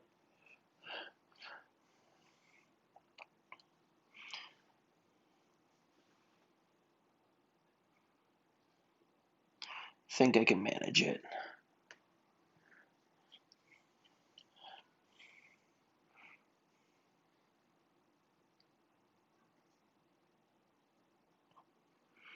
And if I get some on some of these ribbed cables, I'm just going to repaint those black.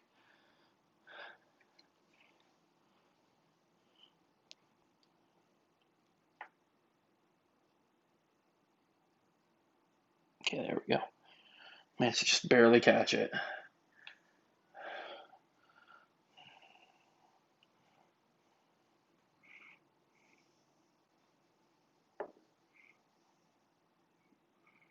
Just making sure that green color is nice and solid.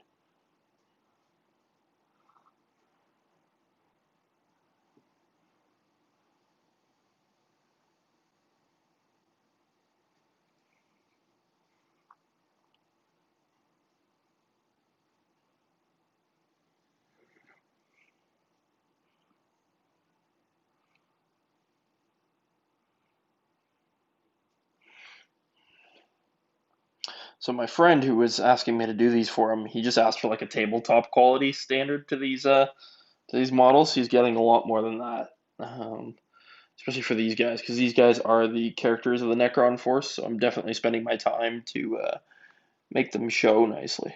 So. Do you ever charge commission for your stuff? I haven't yet.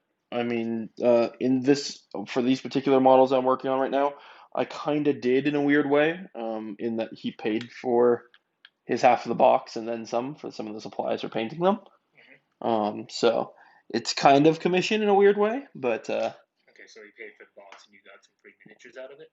well, I got my Marine half of the box. He paid for his half of the box. He didn't pay for the whole box. So we split the price of the box. Which worked out for me because it got me the new Space Marine models, which are still only available in that box. And it works out for him because it got him the new Necron models, and it got me to paint the Necron models. So, kind of works out for both of us. And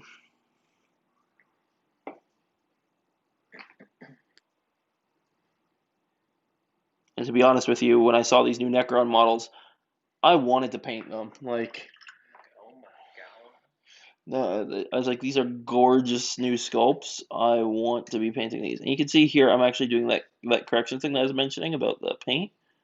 Because I got some of the green paint on his silver leg plate in there. I know that's hard to see in there, but I got some green on there, and I just quickly wet my brush and ran it over the paint, and was actually able to remove it.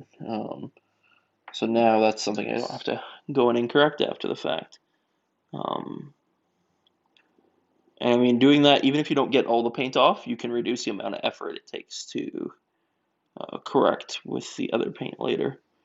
I know that's a trick I have to use a lot when I'm painting my yellow Space Marines, because, yeah, you get anything on that yellow and it shows up like crazy. Yeah, yellow is, I think yellow's my least favorite color to work with. Mine too. And yet you chose Imperial Fisters. I'm a masochist, what can I say? So how late do we plan on painting today? Well, it's sort of freeform today, so as long as you guys want to keep going. Because we are going somewhere in about 2.5 hours, I think. Okay, so why don't we say in about an hour? Do you want to wrap? We could even do like an hour and a half, 2 hours. Up to you guys. This is your house that we're painting at, so I am beholden to you on what time you want to end at. I am not going to stipulate. Beholden to me. Yeah. I know it's a weird thing. You're not used to that. No. Hey babe, are you beholden to me? I don't know. Correct answer.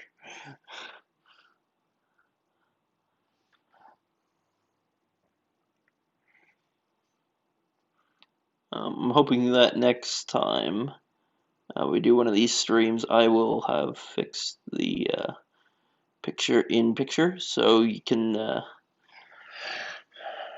so we can do it with my picture-in-picture being in the top left quadrant, because as you can see here, I keep tilting the model to the right, and that's just because I'm a left-handed painter, so being able to move where that picture-in-picture is located would definitely be a benefit.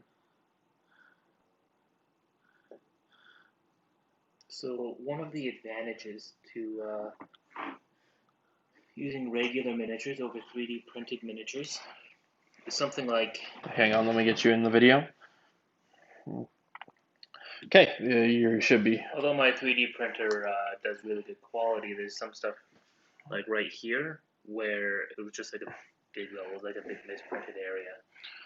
And, you know, I sort of covered it up with some softly painted scales. But, or, let's see, another guy.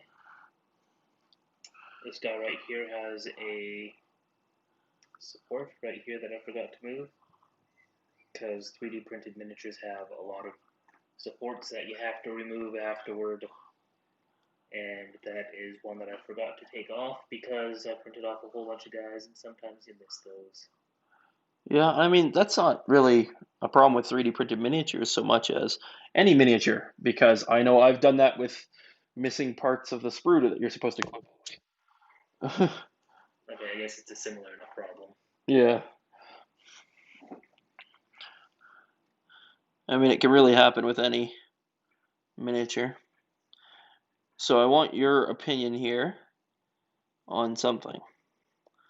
I'm debating, after we're done painting here, going out and getting the Old World Alliance Blood Bowl team. What, have you seen anything on them? Not really, just what you told me about them. So the Old World Alliance is a lot of the races from the Old World playing on the same team. So what it is humans, dwarves, and halflings as one team. So you get human linemen, you get human blitzers, you get human catchers, and you get human throwers. So you get all the humans basically.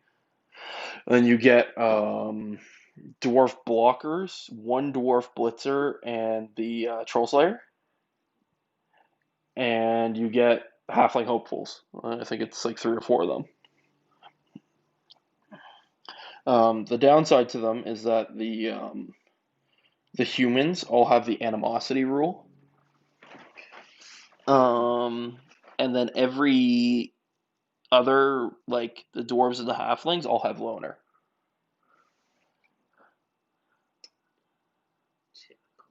So, but one of the things that they're doing, so I don't know if you saw this, but Blood Bowl 2020 is coming. So they're re-releasing the core kit for Blood Bowl. It better be like Nurgle stuff to do with it. What do you mean? Just mean with Nurgle team's already out. well, with the virus who shall not be named. Oh yes, I see what you're saying. So the two teams that are going to come in the new starter set are Human Nobility and Savage Orcs. Oh, okay. It's Savage Orcs that are coming out now. Okay. Yeah, Human Nobility's new too. And the miniatures look amazing. Yeah. Don't worry, babe. I won't be buying them. Love you. He won't be buying them unless I convince him. I've already got a Blood Bowl team downstairs that I'm not playing. Yeah, well, we got to get you into the league.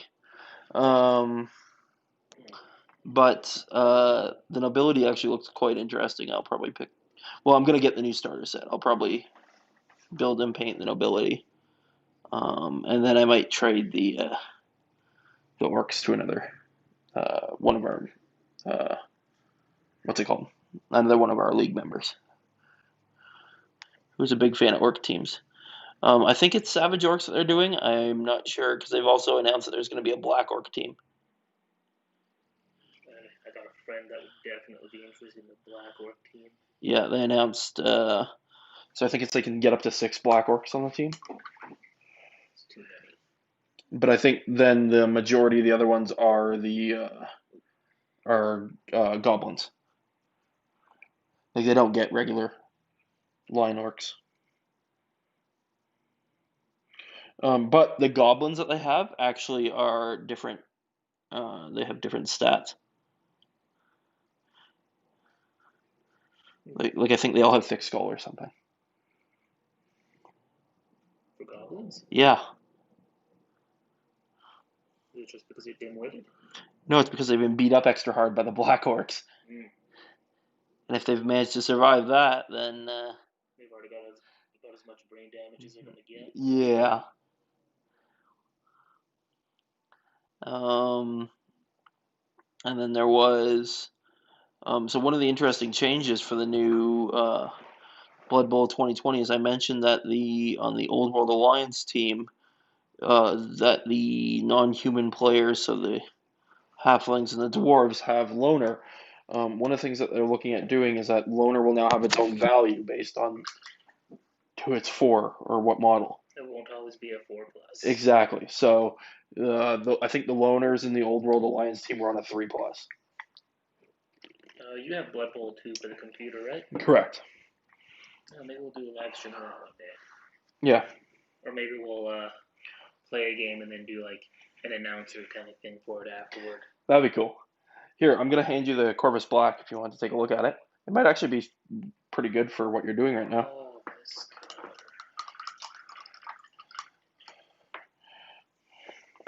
Give it a quick try.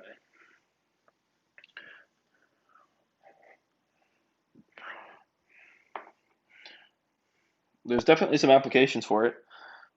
I can see. It's a nice coal black.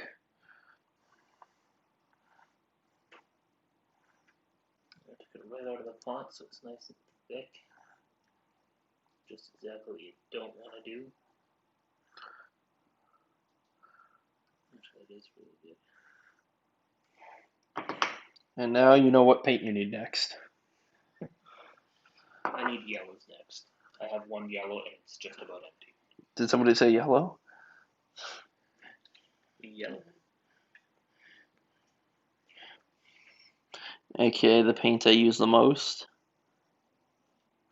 Now what I love here is if you're looking at my feed, You can see here I'm working on these green cables. See how bright the cable is where it went over the silver versus how dark it is over the black? Like, that's always interesting to me. And there's definitely some cool effects you can get by playing with that kind of effect.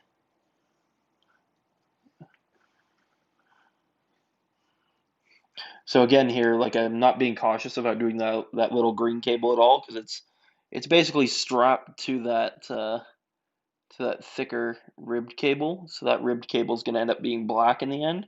Um, because the small cable is so small, I'm not worried about making a mess over the larger cable, because I'll just clean that up later when I go to do the black. So we're gonna get a little bit fancy here, and if I remember to bring my,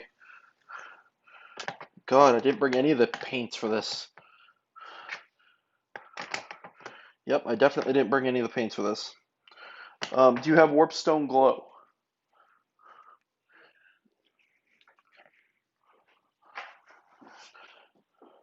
Thank you, sir. One of my most used greens.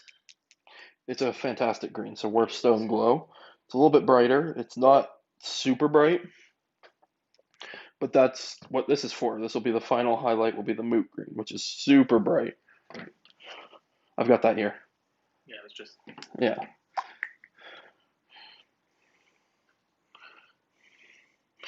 Yeah, unfortunately, I have more paints than I have capacity for in my paint carrier here. So if coming out to do one of these live streams, I kind of have to pick and choose which paints are coming with me. So I'm picking the most used. Here's your greenback. And in all honesty, I probably should have realized I was doing Necrons and picked out green, because there is a lot of green on them. Some people think that, oh my gosh, Kale, you have so many paints. Like, I don't know, 120 or 130 different colors. That's not all of them. No, heavens no. Like, I could easily go with an additional 20 colors. Yeah. Easily. So like, what I only have like one shade of yellow.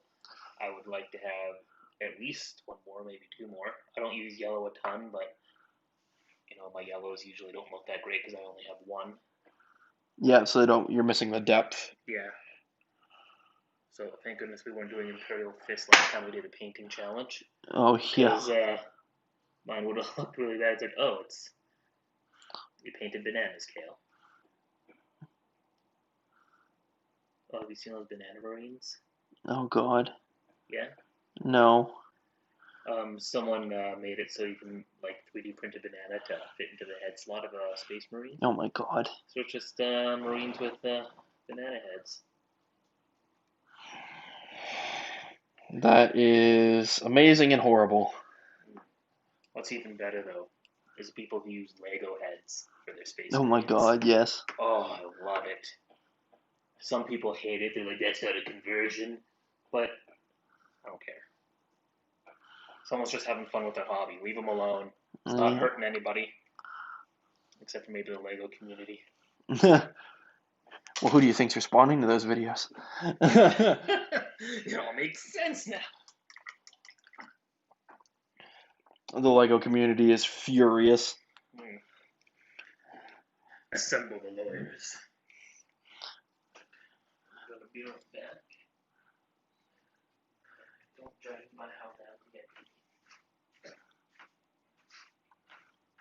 No, don't worry, the iPad caught that perfectly. So these highlights that I'm doing, they can be a little bit hard to see, especially on the camera, just because of how bright of a light I have here. So what I'm doing is I'm kind of going along the upper edges of that green cable, basically where the light would catch, and making that a brighter green, so that way it kind of looks more natural in a lot of ways, and it looks like there is stuff flowing through the cable. So this is kind of honestly a little thick highlight, and the next one would probably be thinner, and then go down even further and even further, even further. But just trying to make it look generally good is what we're trying to do here.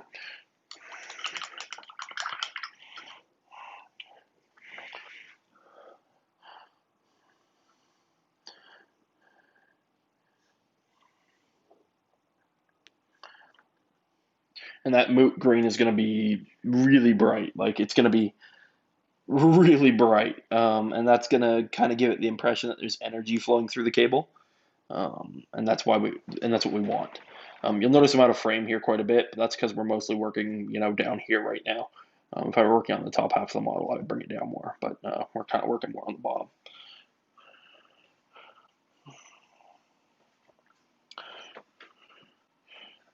And I'm going to go back in with that Corvus black that we were mentioning earlier, that kind of coal black, and I'm going to do the haft of his weapon with the coal black. You don't know the half of it. Ugh. Now you're upset that I'm back because I'm speaking. Yes. You're as bad as my wife. I love you, babe.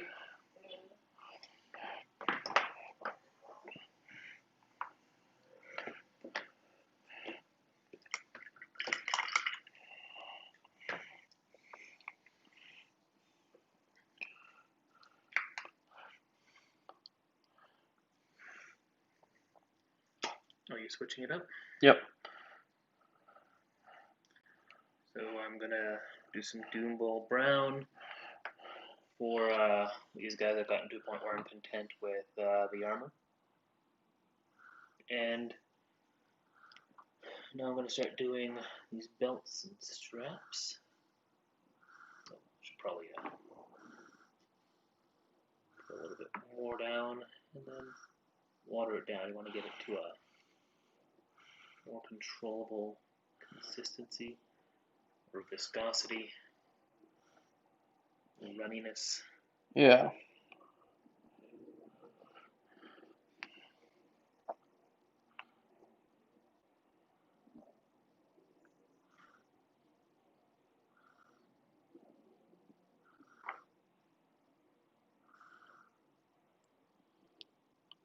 So one of the reasons why I really love this coal black as opposed to the Abaddon black is that it gives kind of more, I don't know, more room to do stuff with the color. So the Abaddon black is like very, very, very pure black. Like and it almost kind of gives kind of a plasticky feel to whatever you paint it on, which is good if you're going for that, but kind of limiting in other ways. And what you'll see is that you can use it for like weapon casings and rubber seals and all that on weapons and stuff like that. But this coal black, I can actually apply a black shade to it, and it'll actually give me some color depth. Whereas, trying to shade over pure black is not going to do anything. So it makes it a little bit harder of a color to work with. Like, it's one of those things where it's not a huge difference, but it's a subtle difference that you'll definitely feel. Yeah, and it's one of those things that as you kind of grow as a painter and kind of figure out what effects you're trying to achieve, that'll definitely apply more or less.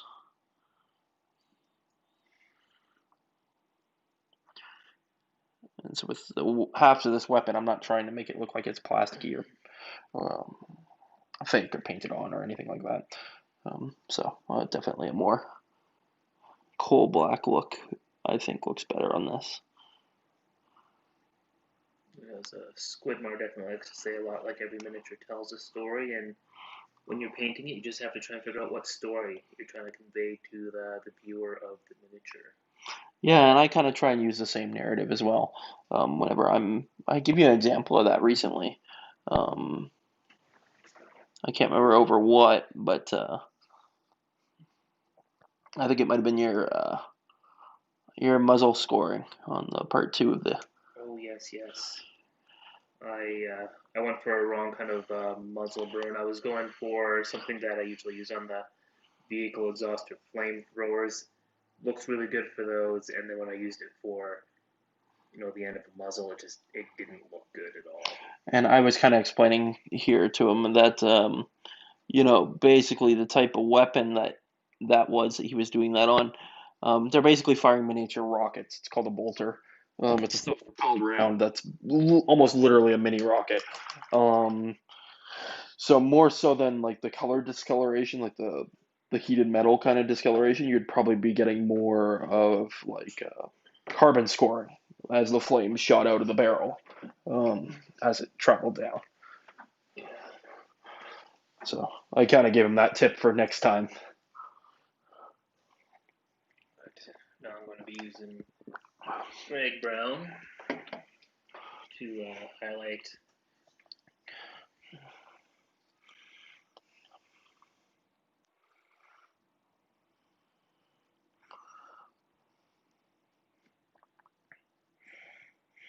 And I'm going to go ahead and use this coal black to actually do the ribbed piping on this guy. Or the ribbed. Is it ribbed? Yeah. For his pleasure. Exactly. I didn't know Necrons had a concept of pleasure. I mean, at one point they probably did. The Necron, so to give you some background, the Necron race, who are these living metal skeletons, like it's literally living metal in that it repairs itself and it grows like biological material almost, is that they were once a organic race um, who were basically tricked into giving up their bodies. Um, and so they became these living, spooky, scary skeletons um, that have. They were one of the oldest races in all of Warhammer 40k. And they are basically they sleep in these tomb worlds that sometimes end up getting awakened, and then it's mostly a case of, hey, you kids, get off my lawn.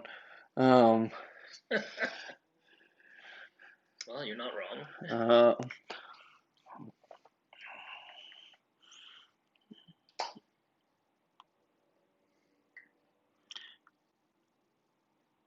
but in my opinion, they're one of the cooler races in Warhammer 40k. Well, especially since they started to explore them a lot more, because I remember back when they were just like, the robot faction, kind of a lot like Terminator Yeah, stuff, and then they, for the most part, I feel like a lot of stuff that was really expanded upon and explored was just Space Marines, because that was their bread and butter. But over the last few years, they've definitely been exploring other ones a bit more.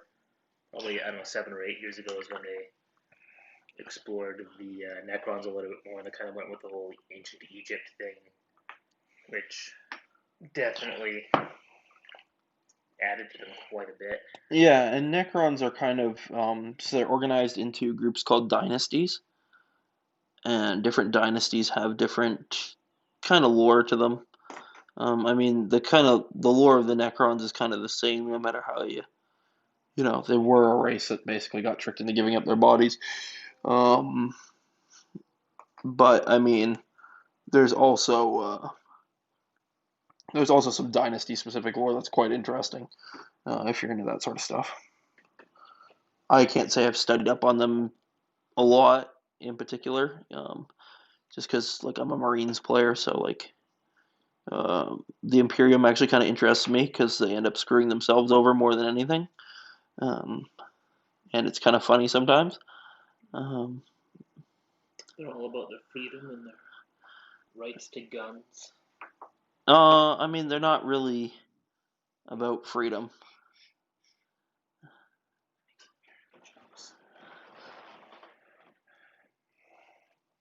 I mean, they used a lot. They use a lot of slave labor. I mean, a lot. Just like America did. Ouch. Getting political up in here. Freedom! I Uh, couldn't help it. my freedoms. Uh, yeah, no, the Imperium is basically humanity on the whole, in all of its shapes and forms. So there's the Space Marines, the Imperial Guard, the Inquisition. Yes, there's an Inquisition that should tell you about a lot about the Imperium in one sentence. Um, And the first real life TV show is going to be about an Inquisitor. Oh my gosh, I'm looking forward to it. Yeah. Was it Eishorn? Is that his name? Eisenhorn, yeah. He's actually a radical inquisitor. And I don't mean like he wears like 80 sunglasses. It's totally radical. He's radical, dude.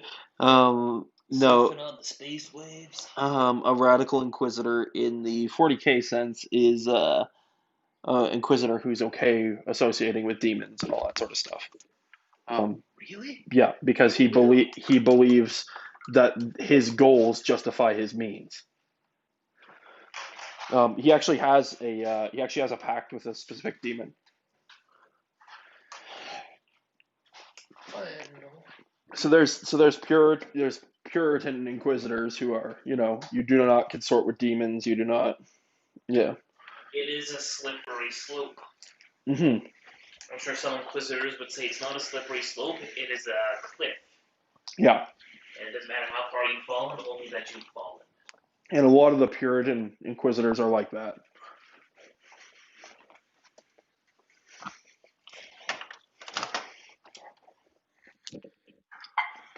I actually have his model for tabletop.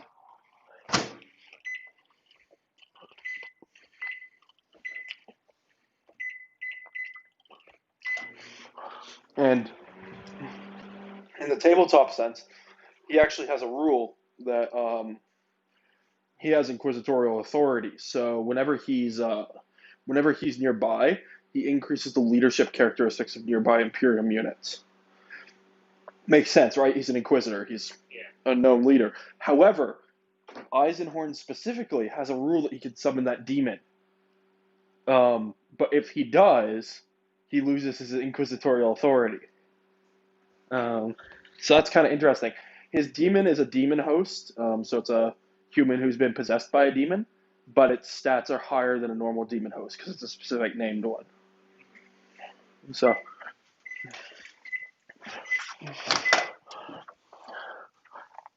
that's a hot bowl.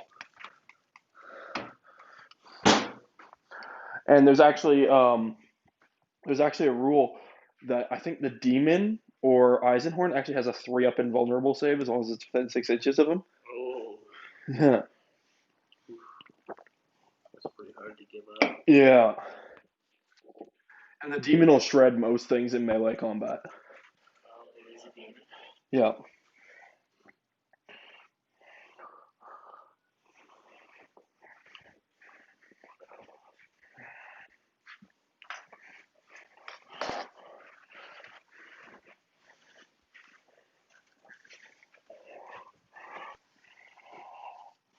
There's actually a Eisenhorn actually had an apprentice too. His name's Ravener. Sorry? Was it Eisentusk? No. Eisenantler? No. It was Ravenor, and he's a incredibly powerful psyker. Like we're talking like Good level? easily. One of the most powerful psychers actually in all of 40k. For the Imperium at least. I'm psyched to learn that. But he is he'd be a hard character to make a TV show for. Because he is, I don't know how to describe him properly, because he's basically in this life support pod that floats around. Yeah. But he has just so much raw psychic energy that he is terrifying. 40k version of, what's his name? Xavier? Yeah, basically. He's in a pod instead of a wheelchair. Yeah. Well, this, they have this,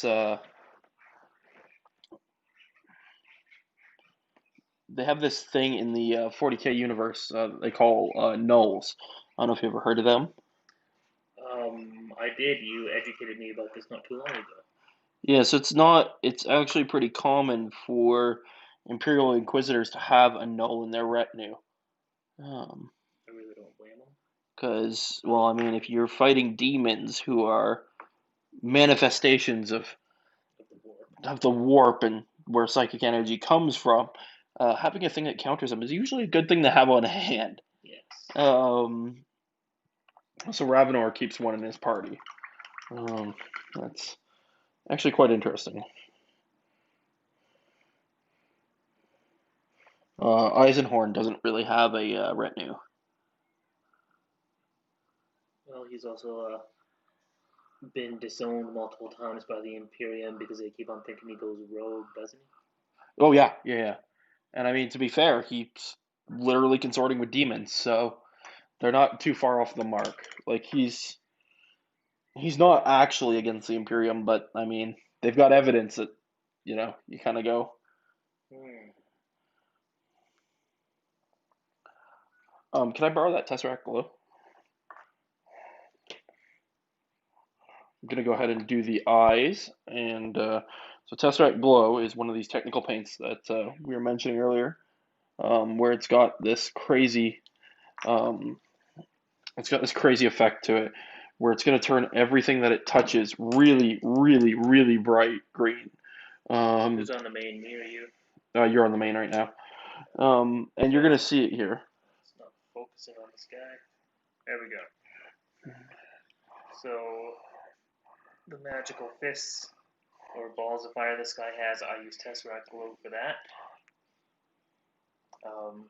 I did use, after it dried, I did use a green wash to make it darker up in the top areas. Whereas here, on this entire blade on his war scythe thing here, I'm basically going to apply this to all of that. Because this blade is meant to look like it consists of energy. Um, so that's why I painted it that white, is because that gives a nice base for this green. And why I didn't paint it any other colors. Now, one thing that you can do is you can do all kinds of weird, like, if I wanted to do this a more traditional way, I could paint it like different shades of green to eventually achieve this same effect and have a little bit more control over what areas were bright and what areas were dark. But to be honest with you, this Tesseract Glow actually produces a really, really nice effect. You can see that already. So as that dries, that's going to produce a really nice effect to that blade. So that's why I'm kind of okay with just going with that in this particular case. And to be honest with you, I think my client for these models is going to be really happy with that effect too. He's going to move to Vancouver and everyone's going to be like, oh wow, you did a great job of painting these. And he's like, yep, yes I did. No, he's straight up honest about that he doesn't paint. He's honestly been collecting Warhammer since the Rogue Trader days. So he's more interested in the gameplay side of things, whereas I'm obviously a painter. So I mean, I enjoy the game too. Don't get me wrong, but I obviously spend a lot more time painting than I do playing. So Actually, one of the YouTubers I follow, he recently did a video about like the different aspects of the Warhammer hobby and how different people are in different parts of it. Some people enjoy the modeling, some people enjoy the painting, some people enjoy the lore, the actual gameplay. mhm. And he's like, if you're kind of overwhelmed by the amount of Warhammer stuff that's out there, and you want to kind of focus in the category that you enjoy the most, these are the best channels I would recommend. And here are some other ones where if you enjoy this kind of thing, this is how they do it. Mhm. And when it came to painting, he didn't mention Duncan Rhodes. Oh wow. And at the end of the video, it's like you probably noticed in the painting, I did not mention Duncan Rhodes. And that's not because I don't think that he's a good painter. He doesn't belong in the painting part. It's because he deserves his own category because he's a legend. And I was like, well, you're not wrong. Yeah. Like some games workshops, like our local games workshop, does have the picture of Duncan Rhodes on the table. Actually, one of my brother-in-law, when he went into that store and he saw that, he didn't know what it was, and he thought it was kind of weirded out and thought that you guys like worshipped him. We do. Just, I remember seeing that one the culty video that we did on YouTube Yeah. of like it chanting "Too thin coats, too thin coats." Yeah.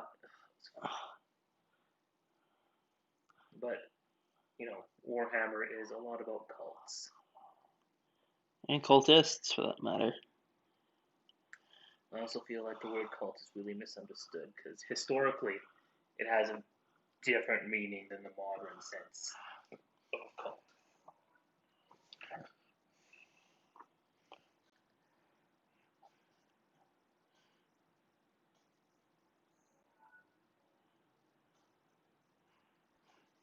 Oh, weird. Somebody read one definition on the internet and misinterpreted it. Weird. Oh, jeez. Who said that? Me? No. I was just saying, it's kind of 2020. Have you played that game on Jackbox of Survive the Internet? Yes, Yeah, it's all about. put it with you guys. Okay, I wasn't sure if you played it with us or not. Right, yeah, you and Cody especially seem to love that game. But yeah, it's all about taking things out of context. Yeah.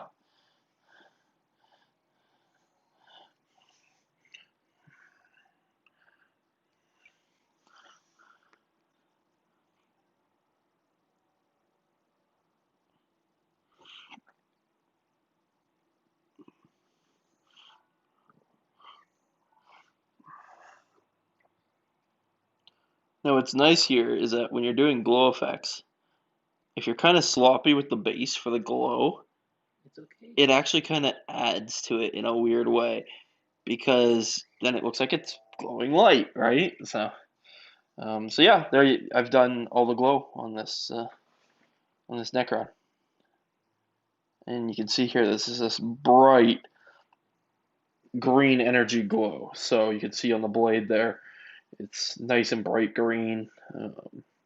He's also got these orbs that are built into his shoulder pads that are also this nice bright green. Excuse me. He's also got this arrow thing on his hand, and yeah, there's some sloppiness to it. I'm gonna go ahead and clean that up slowly. Um, Particularly that orb at the top of the staff there, that definitely needs a cleanup. Um, but for the most part, I mean, I'm pretty happy with that end result. Um, and again, I'm turning off my light here, uh, just so you can kind of see it again in a little bit darker environment. Now it is still drying, so it will be kind of pooling a little bit.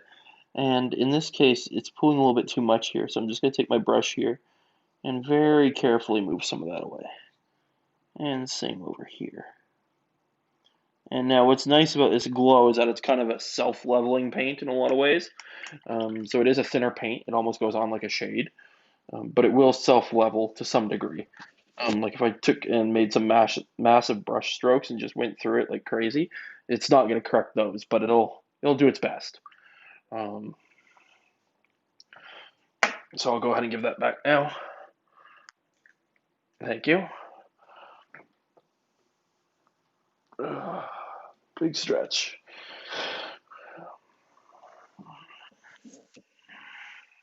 I'd like some marathon painting. And to give you an idea again of what that kind of looks like when it's more dry, and I'll show it to you guys again when it's dry, it'll look more like this. And that's what I used inside the rib cage and all over those smaller orbs all over the model. And that gives a nice bright green glow. Actually, one thing I really like about GW paints compared to if you're like painting a wall in your house, those paints look different from when they're wet to when they're dry. But a lot of paints designed for miniatures are very close, if not the same, when they're wet and when they're dry. So yeah, you know right away what it's going to look like, even if you're not terribly familiar with the color. Mm-hmm. That's one thing I've always really liked.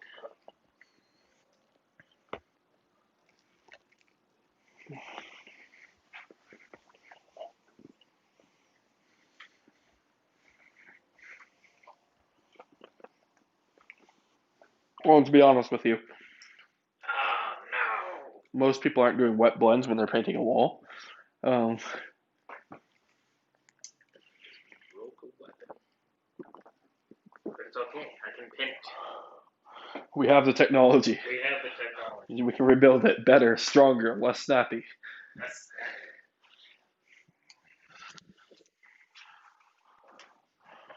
We're both just taking a moment to stretch here. I'm gonna get some stuff so I can in my left track even.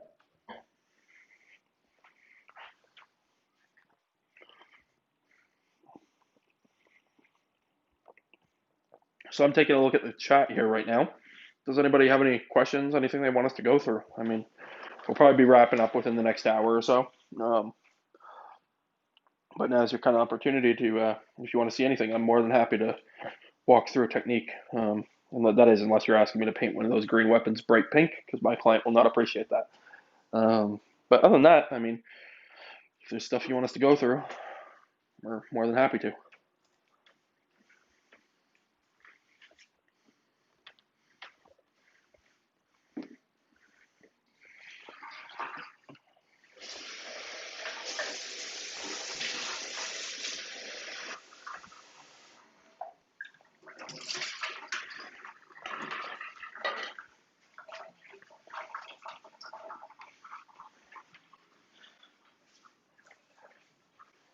Alright guys, so I'm gonna show you something I wasn't really planning on today. So I'm going to give you the full view here, since you're going to be showing a technique. So, one of the disadvantages of printing with 3D printers is the resin I use for this is really brittle.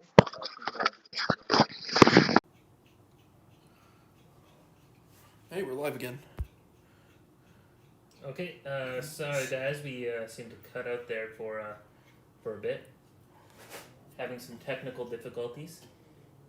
But I continued drilling away while you were down. And Yeah, so just to kind of recap, because we're not sure where you cut out there.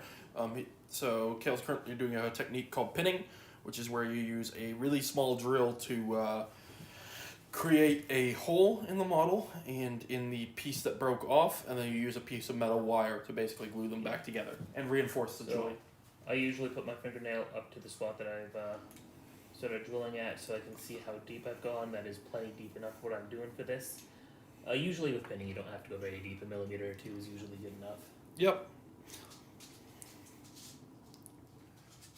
And And then then you get very thin brass rods. These are 0.81 millimeters thick.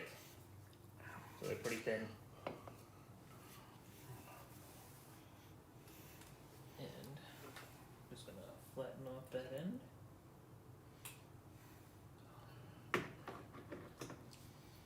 Where the heck is my glue? And I would suggest that if you are cutting brass rod or other metal materials, use an older pair of clippers. I mean, it will cause wear and tear on your clippers over time. Yes, my other pair of clippers has a bunch of old dents in it. Well, you're cutting through steel with steel, so imagine how much damage that does over time. Or brass with steel, or whatever. These are my good ones. I should be using my other ones, but I don't know where they are right now. They're probably upstairs. And you're just going for a quick fix, so. Yeah. And it's not like you're doing a bunch of pinning. If you're doing a bunch, definitely use a different pair. Yes, absolutely. So before I glue this in, I like to just double check to make sure, yep, it is going to fit in there nicely. So, get my glue. And just put a little bit on there, you don't need tons. Pop it on and it's good to go. And that will be stronger than what it was before. Yeah, it'll take some time for it to set, but that you're using Instacure, so that's like 10 seconds to set. But honestly, I usually like to give it a little bit longer before I get any paint or anything near it, just to be on the safe side. Yeah, absolutely. I've messed up my brushes before by getting stuff on them too quick. Yeah, for sure. So you definitely want to go a little bit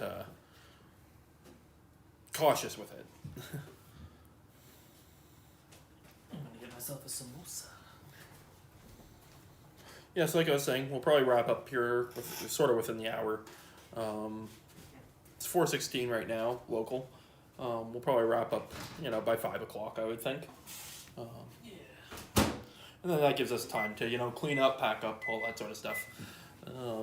So while we're in this last kind of segment here, now is really your chance if you have any questions or want to see us do anything specific. This is probably the best time for it. Or if you have any concerns about anything that we're doing, if you think one of the techniques that we've shown is radically stupid, you feel free to tell us why, and give us some more background as to why, other than just saying that we're idiots. But yeah. It's the internet. We're idiots. That's all we need to know. Yeah, exactly. I mean, it's the internet. We're idiots probably no matter what anybody thinks. But yeah. I agree with you. You're an idiot. Exactly. So feel free to, chat. This is an open forum. We're not going to go all Spanish Inquisition on you, or Imperial Inquisition, as it may be. Not unless you do something that makes us have to step in and chat with you about it. Like summoning a demon. Yeah. Becoming a radical inquisitor.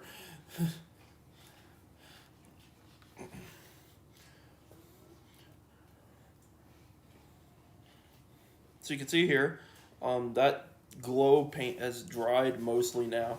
You can see that wonderful bright green glow effect that it's given on that blade. And that's just awesome if you ask me. So I'm going to apply some more shade here. We were talking about this earlier.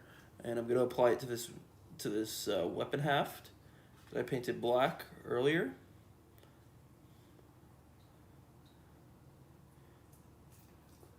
And you'll notice the whole thing will kind of be stained a dark black.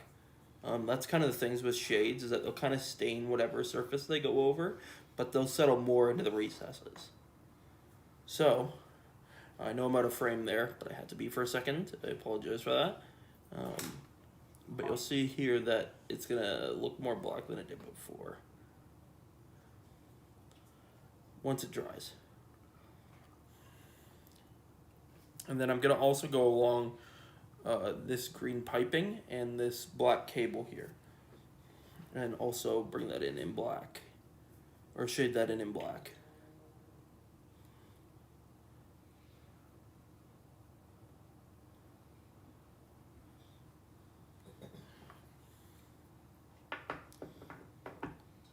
And I could have shaded this cable in green, honestly, but to kind of tie it more together with the rest of the model, I'm going to do it in black.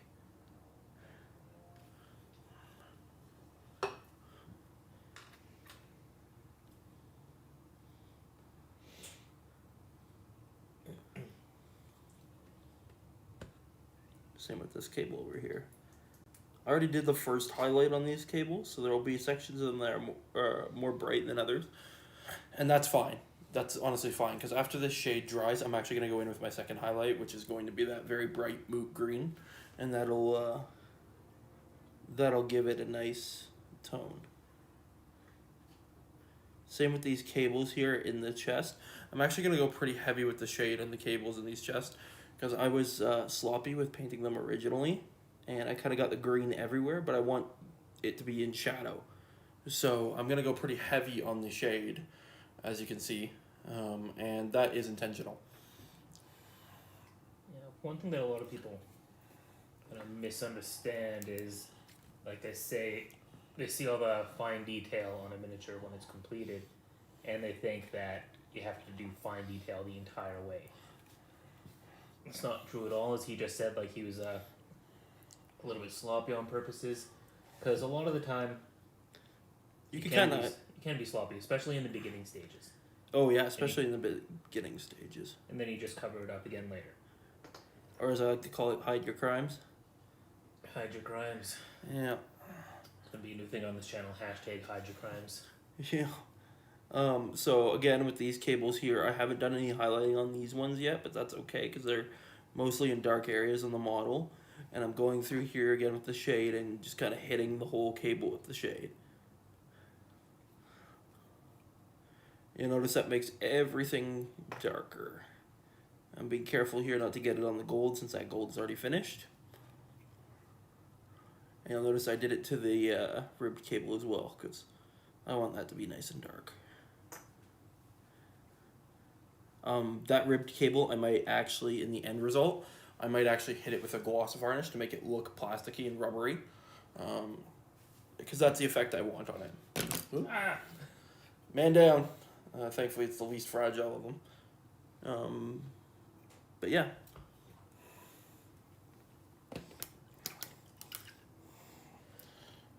Alright, so when I finish with this brown thing that I'm doing, just doing a really quick highlight on these loincloths. Because I just want them painted right now, and they're kind of underneath everything. They're not going to be getting a whole lot of attention. So I'm just going to go fast and greasy on them. Ugh. Oh yeah, KFC. That kind of greasy. No, I just shuddered because you mentioned greasy with a loincloth. Ugh. Well, I will not show you my loincloth then. It is not greasy, but I will not describe it either. So here's that that little model that I shaded earlier. You can see that the recesses have darkened down a little bit, so you can kind of make out more of the shape of the model. I'm using a pretty bright light here, so you might not necessarily pick up on all of that. But I'm actually hitting it again with a shade called Agrax Earth Shade, and this is a brown color. So this is what I was saying before about how my client wanted some very weathered looking guys. And I'm changing the light here just so you can kind of see it a little bit better. He wanted some very weathered looking guys, so in this case, I'm doing both shades to kind of darken that down a lot. And one of the things I will do before the stream ends is I will do the dry brush, so you can see what that does. Alright, so earlier I had mentioned how I did my blades before and how I was going to do a better job of those this time around. So I'm going to start doing that now, since we're probably only going to be streaming for another 30 or 40 minutes. Mm-hmm.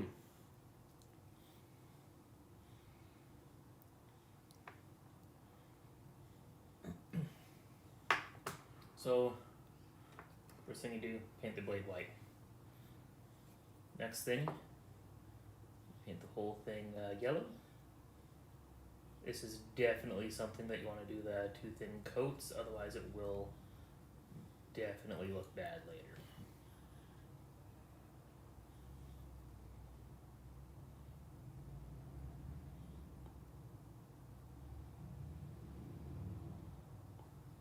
And there's another one of the spots that I missed filing down after I printed this guy. But that's on the bottom side of the blade, so I'm not going to lose too much sleep with it. Over it, it's not going to be seen that much. And just so you know, like, that is a common mistake that a lot of novice model makers make, is not taking the time to properly prep your models. Take it slow with that stuff, because, you know, things like mold lines, which is where the two parts of the casting mold in the case of GW models meet. Just go a little bit more to the left there if you could, Kale, on your... that's where the two parts of the casting mold meet on GW models and a lot of other models that are cast, obviously not on a 3D printed model. Taking your time to like really remove those, and there's tons of videos on how to do that if you were curious. Taking your time to really remove those, because those really show up when you get to the painting stage. And once you get to the painting stage, if you've already done like your primer coat and all that, yeah, you're just asking for a bad time. Yeah, it really shows up if you do a lot of dry brushing like I do. Yeah. Then those will definitely show up. And and my yellow Marines, oh god, do they ever show up? Any lighter colors you can usually notice them more on. If you're doing like a really dark army, you might be able to get away with it, but you know, better to not take the chance. Yeah, it's one of those things where it doesn't take that long. Like I usually just take my X-Acto knife. Oh no, it's got a yellow beard, mustard stain. What was I saying? I think it's worth taking the time up front to do it right, than regretting it later. Yeah. Oh, so I usually take my X-Acto knife, and I used to do this with the sharp end of the blade. Don't do that. It's stupid. It dulls it and you like accidentally chop off parts you're not supposed to. Take the back end, the flat end, and just drag it across, and that'll usually get rid of most. Yeah, and GW makes a tool that's called a mold line remover. It's basically the same sort of concept, except it's not sharp on any sides. Yeah, it's, But it's got some nice flat hard edges that can be used to remove it. it's also got a curved edge. I prefer the mold line remover personally, just because I find that sometimes when you're using the backside of an X-Acto knife blade, it can skip, and then you get this kind of like weird skipping pattern on the mold line that you were trying to remove. Yeah, which you can certainly sand or file off. But, Yeah, you know, it's one of those things where you have to decide, is it worth the money for, like, I personally don't own the mold line remover thing from GW, but do I think people are stupid for buying it? No, absolutely not. It's a tool with a specific purpose, and it's good at that purpose. yeah, and it's like because I follow a lot of different makers, Adam Savage being one of them. You know, if a tool, he does and this is a sort of common sense, but it's something that does need to be restated to a lot of people. Start off with the cheaper tool first, and if only to see how well it fits into your workflow, and if it ends up being a good fit and you like it, buy the more expensive tool if you think it's going to help you out and it's going to help you improve on something or improve on your quality. So, like, for example, maybe don't buy that GW mold line remover right away. Try doing the X-Acto knife scrape technique. Okay, that works great. Now I want something that's a little bit more solid for doing this. Go buy a mold line remover. You won't have wasted the money. That's definitely a good point, especially if you're just getting into the hobby, because Oh, yeah. it's expensive enough just to get into. Well, and that's the same thing with paintbrushes, right? Like the paintbrushes that we use. The brushes I started out with were dollar store brushes. The ones I'm using right now are about $30 a brush. So, that's an example of, you know, learning to walk with the cheaper tool before I start trying to run with the more expensive one. All right? So definitely always be thinking about that sort of stuff. And you can end up saving yourself a lot of money in the long term. Yeah, and just because you have the most expensive everything doesn't mean that you know how to use it or that you're the best. It's Better tool does not mean better result. Yes. It's technique, it's time, it's patience. And it's the willingness to learn and the willingness to accept criticisms on your work and get feedback. That's part of the reason why Keg and I do this together. So we can give feedback on each other's work and help each other improve on a lot of this stuff. So I'm pretty much done painting for today. There's a few more things I could do, but they would require pulling out some more paints. And like I said, we're wrapping up the stream here pretty quickly. Like half an hour. Half an hour or so. But I also have shades drying, so there's really not anything more. Like until that shade dries, and I wanted to show you guys the dry brush technique. There's really not too much more I'm going to be doing today. So I'm just kind of monitoring the stream, and Keg's on the main because he's showing you that technique that he does for his blades. And as you can see here, he's going through with multiple coats of the yellow. Particularly the yellow paint is very, very transparent. And trust me, I'm an expert on this because I've painted dozens of yellow marines. The yellow is very transparent, so taking your time to go through it and do multiple coats. And to be clear, you're using Uriel yellow right now, correct? I am. It is the only yellow I have. It's kind of at the bottom of the pot right now. Did you want more yellows? I've got the whole range over there. For what I'm doing right now, no. Okay. I'm going to stop by your local hobby store later on, Century Box, and I might join you for that, right? well, not today. Oh. Another day. She just got laid off earlier this week, and Oh shit.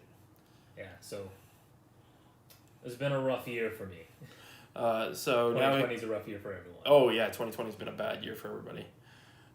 So Keg's now using Casandora Yellow, which is the shade. It'll give a nice orangey kind of shade to it.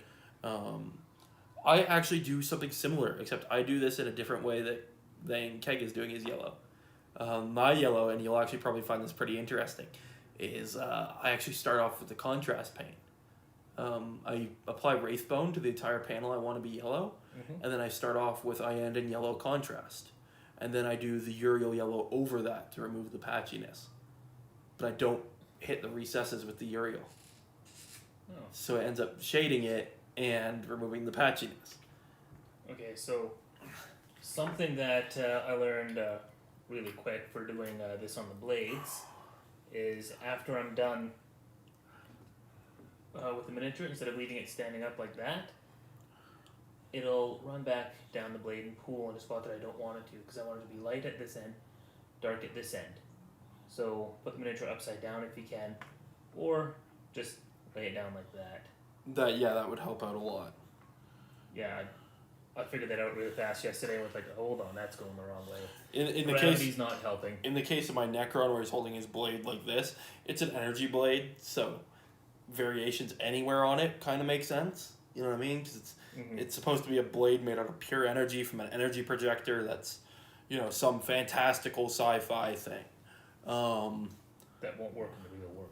Exactly. It doesn't have to in the real world though, because this isn't the real world. We're in the Matrix. So, I mean, again, but again, like Keg was saying earlier, that's thinking about the narrative of your model, and your models. In my case, it's an energy blade. I don't care. His case, he's trying to make a sword that looks like it's made out of fire, right?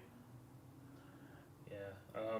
There was a couple of different techniques I tried yesterday, and like I tried doing a light edge here, and then it got darker going this way, and it looked really bad. Yeah. I did not really like having the this as the bright edge instead of this end down here. Didn't look that great.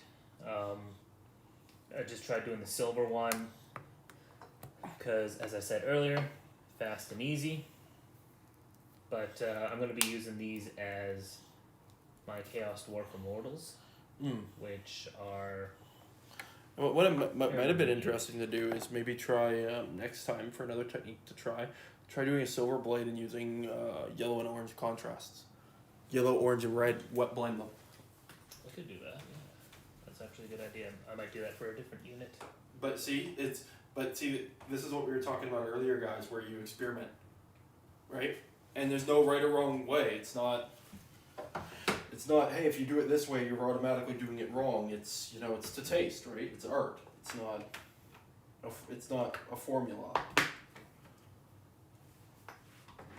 There are certain things that people are going to go, why the hell did you do that? That's going to turn out terrible. And they might be right, they might be wrong, but it's up to you. There's also certain color themes that I find don't look good with certain armies, like for High Elves. A lot of people like doing green as their army color. Yeah. And I'm not a big fan of it, but doesn't mean that it's the wrong choice. Well, it's like my High Elf Blood Bowl team. They are bright teal and orange.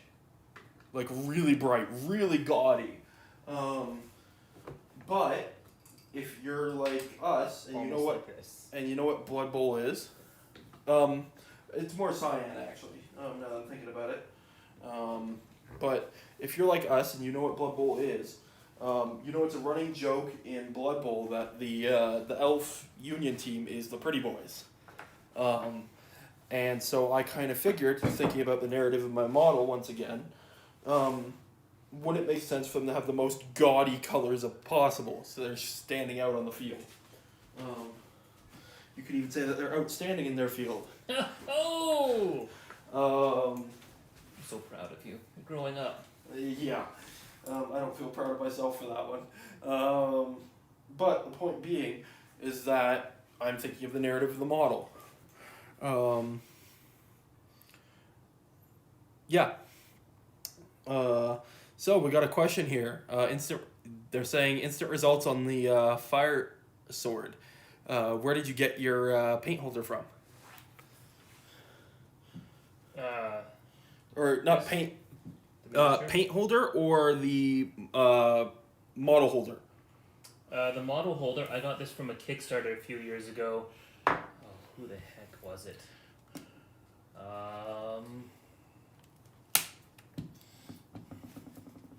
I can't remember the name of the Kickstarter right now, but oh jeez, look, I'm breaking guys again. Back to pinning. I'm not gonna pin that one. I don't care. But yeah, this was before GW came out with theirs, and these were a little bit more money. I also prefer how they look, but had I known that I would have been getting these in the mail about the same time that GW would have been releasing theirs. So to give you an idea of the GW one, this is the GW XL one that I just handed to Keg. So this one's a spring-loaded one, so it pulls apart and it kind of goes around the base of the model and holds it in place. This is an XL one, so it's meant for large models. I'm gonna hand him one of the Necrons here to put on it, and you'll see like just how large of a model he's managing to. It's a bit tricky to use one of these at first, and especially around a camera, but they're actually pretty good things. They do make a smaller one that fits inside their painting box, but you see that's a huge model on there, and that is secure in there. That isn't going anywhere. That's not gonna fall out. That's one of the GW ones, one of their XLs. And then there's other ones, such as the one that I was using during this painting session, which is the one from Redgrass Games. This is their model holder V2, and I'll hand this one to him as well in a second. And this one uses from Redgrass Games, uses a special putty that's proprietary to them, but really, honestly, any sticky tack will do. I do recommend their putty, though. Their putty is quite strong and does not fall off a lot. This one is a more ergonomic design with a rotating top on it. The tops are also removable. Actually, that's a really good putty. Yeah. You can buy it with a set of different tops that you could swap. You've probably noticed me swapping the tops on them instead of unsticking the models from the putty. So yeah, there's all kinds you can get out there. I'm a big fan of the putty ones or the GW ones myself. But that's kind of just some of the stuff we look at. You can keep using that if you want. I think I will. Because this is a lot faster to switch than the one I was using. Yeah, especially because he's using square bases right now, or these models are on square bases, which were something from the old Warhammer Fantasy. They don't really exist so much anymore. I hope that answers your question there. Who was it that asked? That was Isidon is again. And sorry if I'm saying that wrong. Is that Dawn? Is that correct? I see Dawn. I don't see Dawn.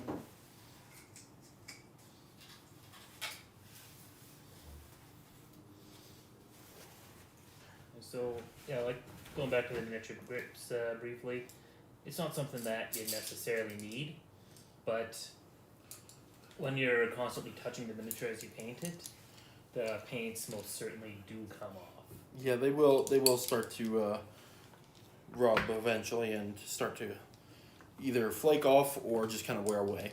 Yeah, and then you gotta paint again, which is one of the reasons why I've gotten used to, because I only started using grips within the last couple of years.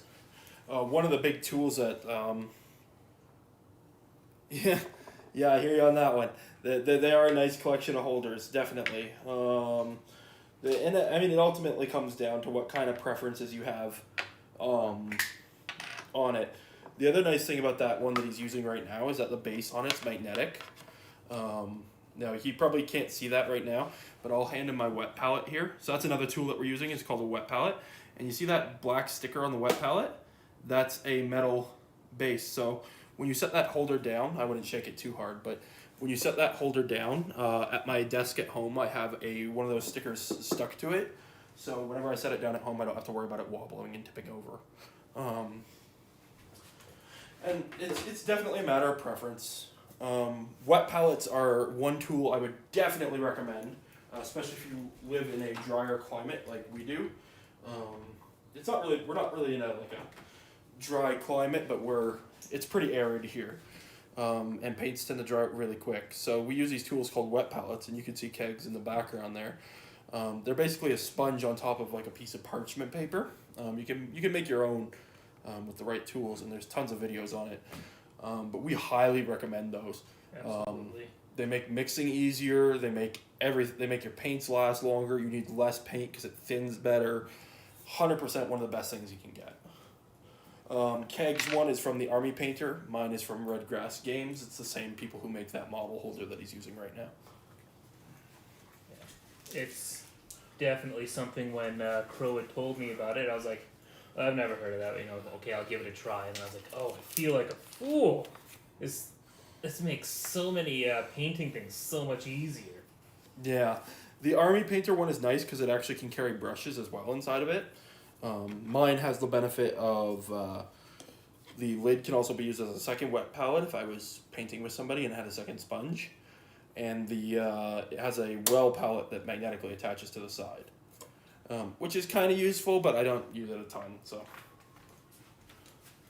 and I mean they're all just as good. You can even make your own. But honestly, if you make your own and you end up again starting out with the cheap tool before going on to the more expensive one, if you make your own and you find value out of it, spend that little extra money, get a professional one. Because like my Redgrass Games one has a rubber seal around it. So I can seal it and paints will last for 2-3 days and I can keep using them.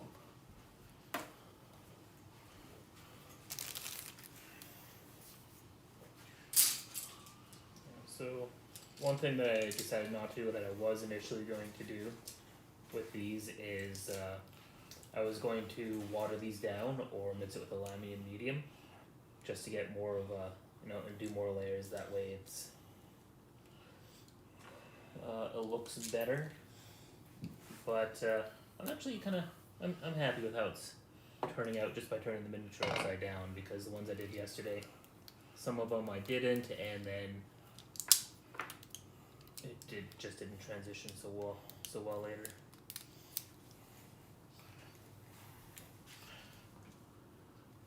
Well, this is one miniature I don't have to turn upside down because the blade's pointed down already.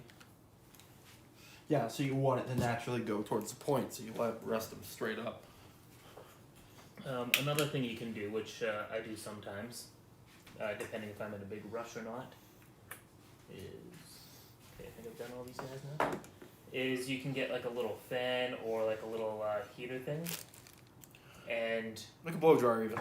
or even a blow dryer. Yeah, just don't Use very low settings. Yeah, don't melt your miniature.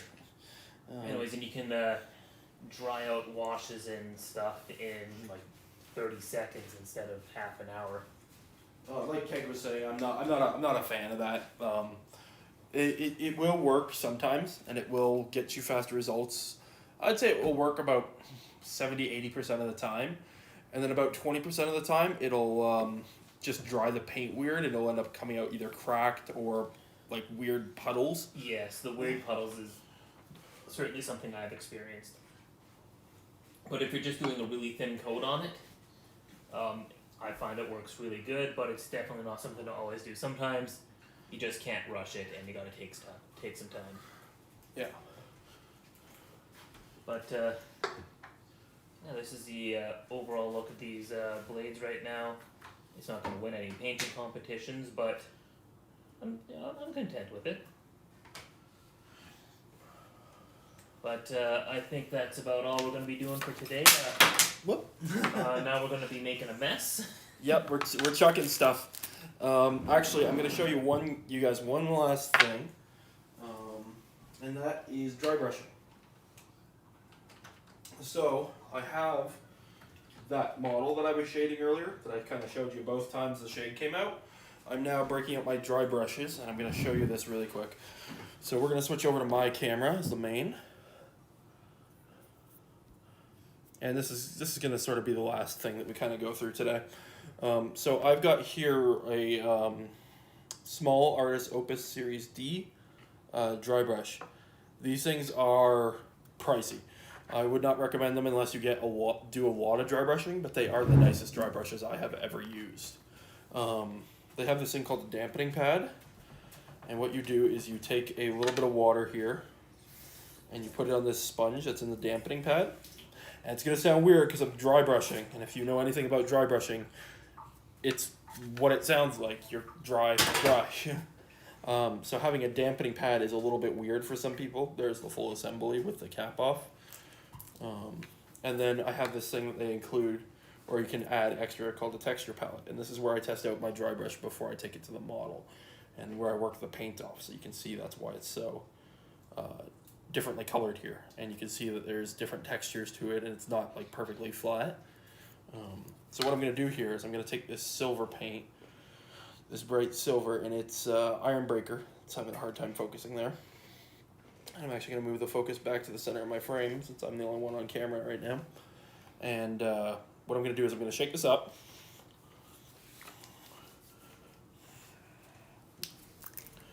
Dip very, very little of my brush into it because this brush picks up a lot of paint really quickly.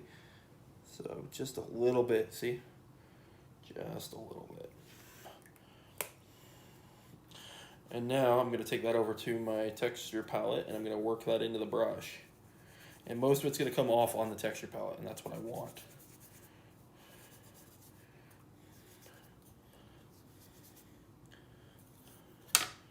And to my dampening pad. And I took a little bit too much off, so I'm just going to go back and take a little bit more paint. Just ever so much. And something appears to have happened to my paint layer, so I'm just really shaping it now. It's almost like it's separated. And that clicking that you hear, that's because I threw a mixing ball inside my paint.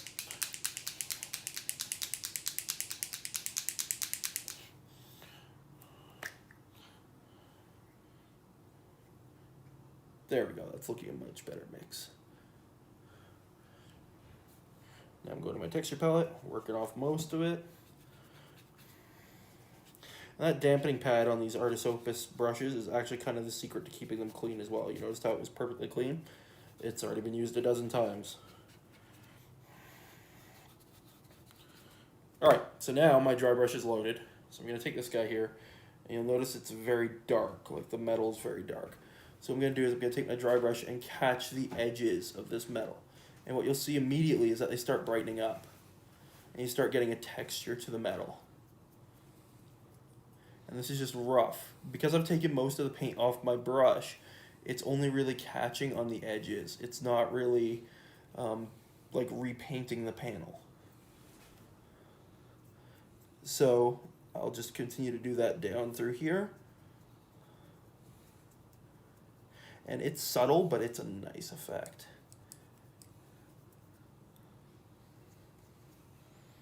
And that's what gives you that worn, kind of scratched up metal.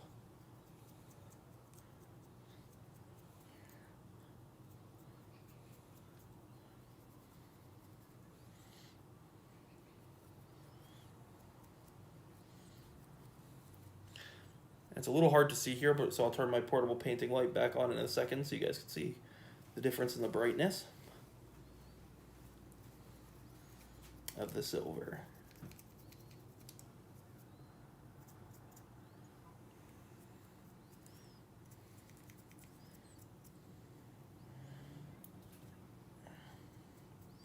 And because of this whole dampening pad thing here, I stopped kind of depositing silver there a second ago. I just went back to the dampening pad and it actually reactivated some of the paint that was still on the brush. So rather than reloading, I was able to take it a little bit further.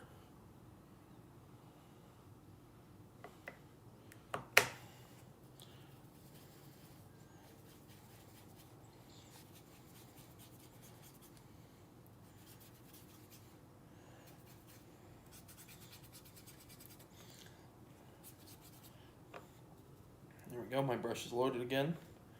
I'm going to hit it a little bit more.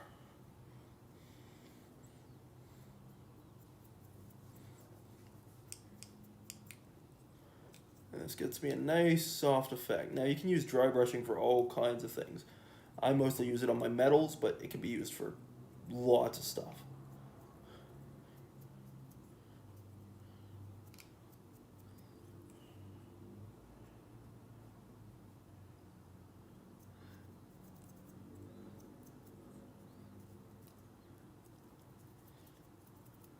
And there you go. That's a dry brush model. Now you'll see my brush is still loaded with paint here. So what I'm gonna do, and you could, if you don't have this texture palette thing, you can use what's called a piece of paper towel. they common parlance as a piece of paper towel. You can use the same thing to get the same effect.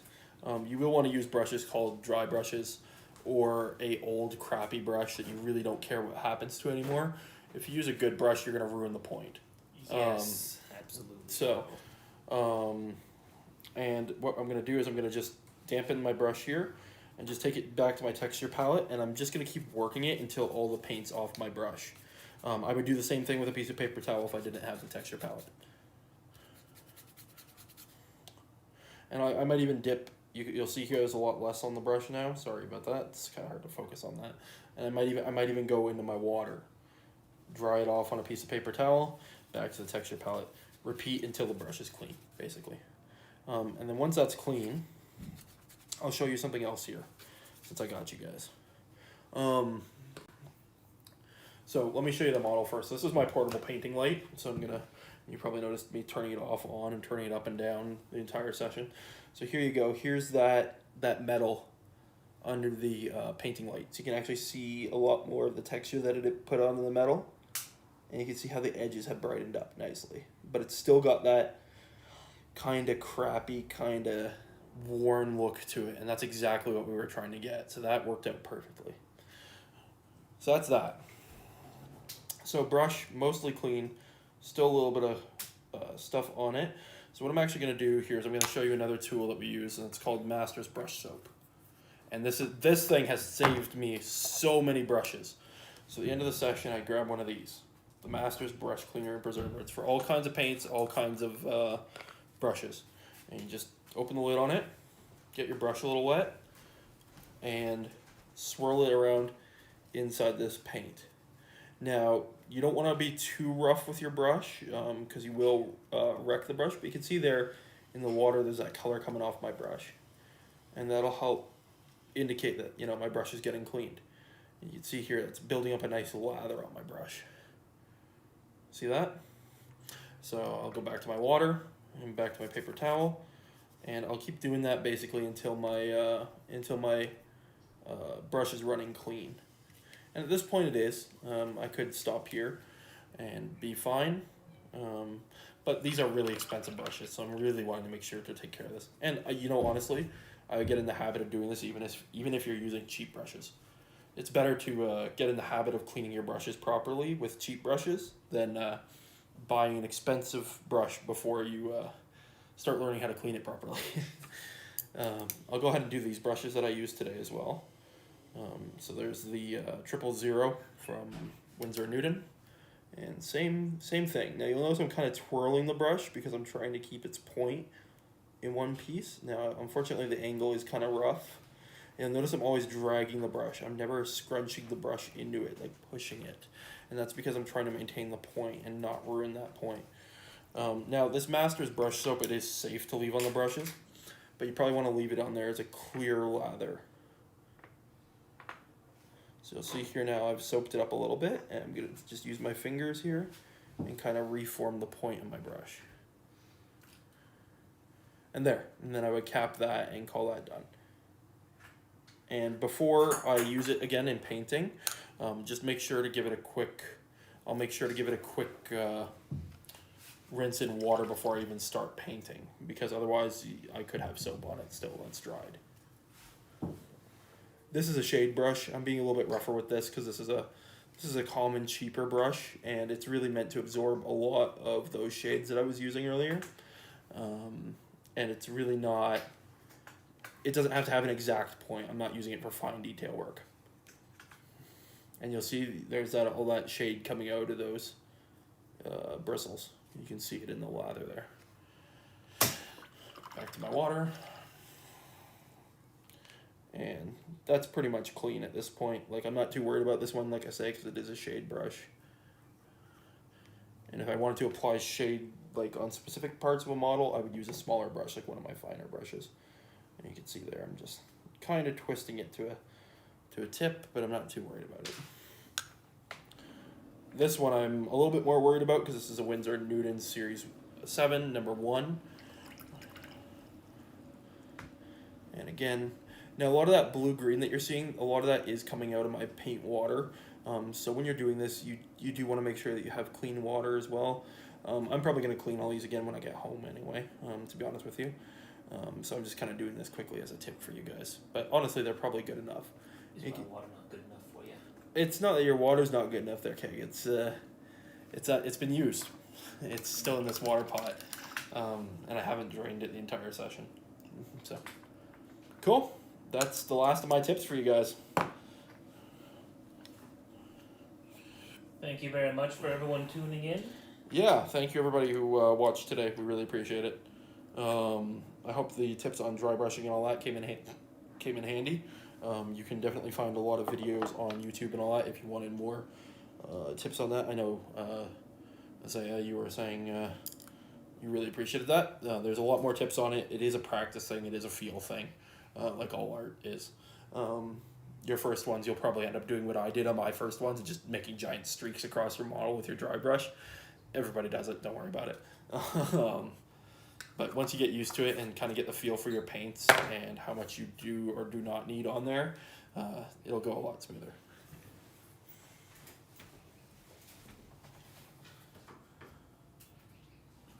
Is there any other questions that anybody has? We're more than happy to answer them just before we take off here. I broke one of my guys' swords in half. I'll have to print another one. So another big advantage to 3D printing is when you break stuff, like how I have, well, you can just print another one. It's not a big deal. Yeah, I can't really do that when you buy them.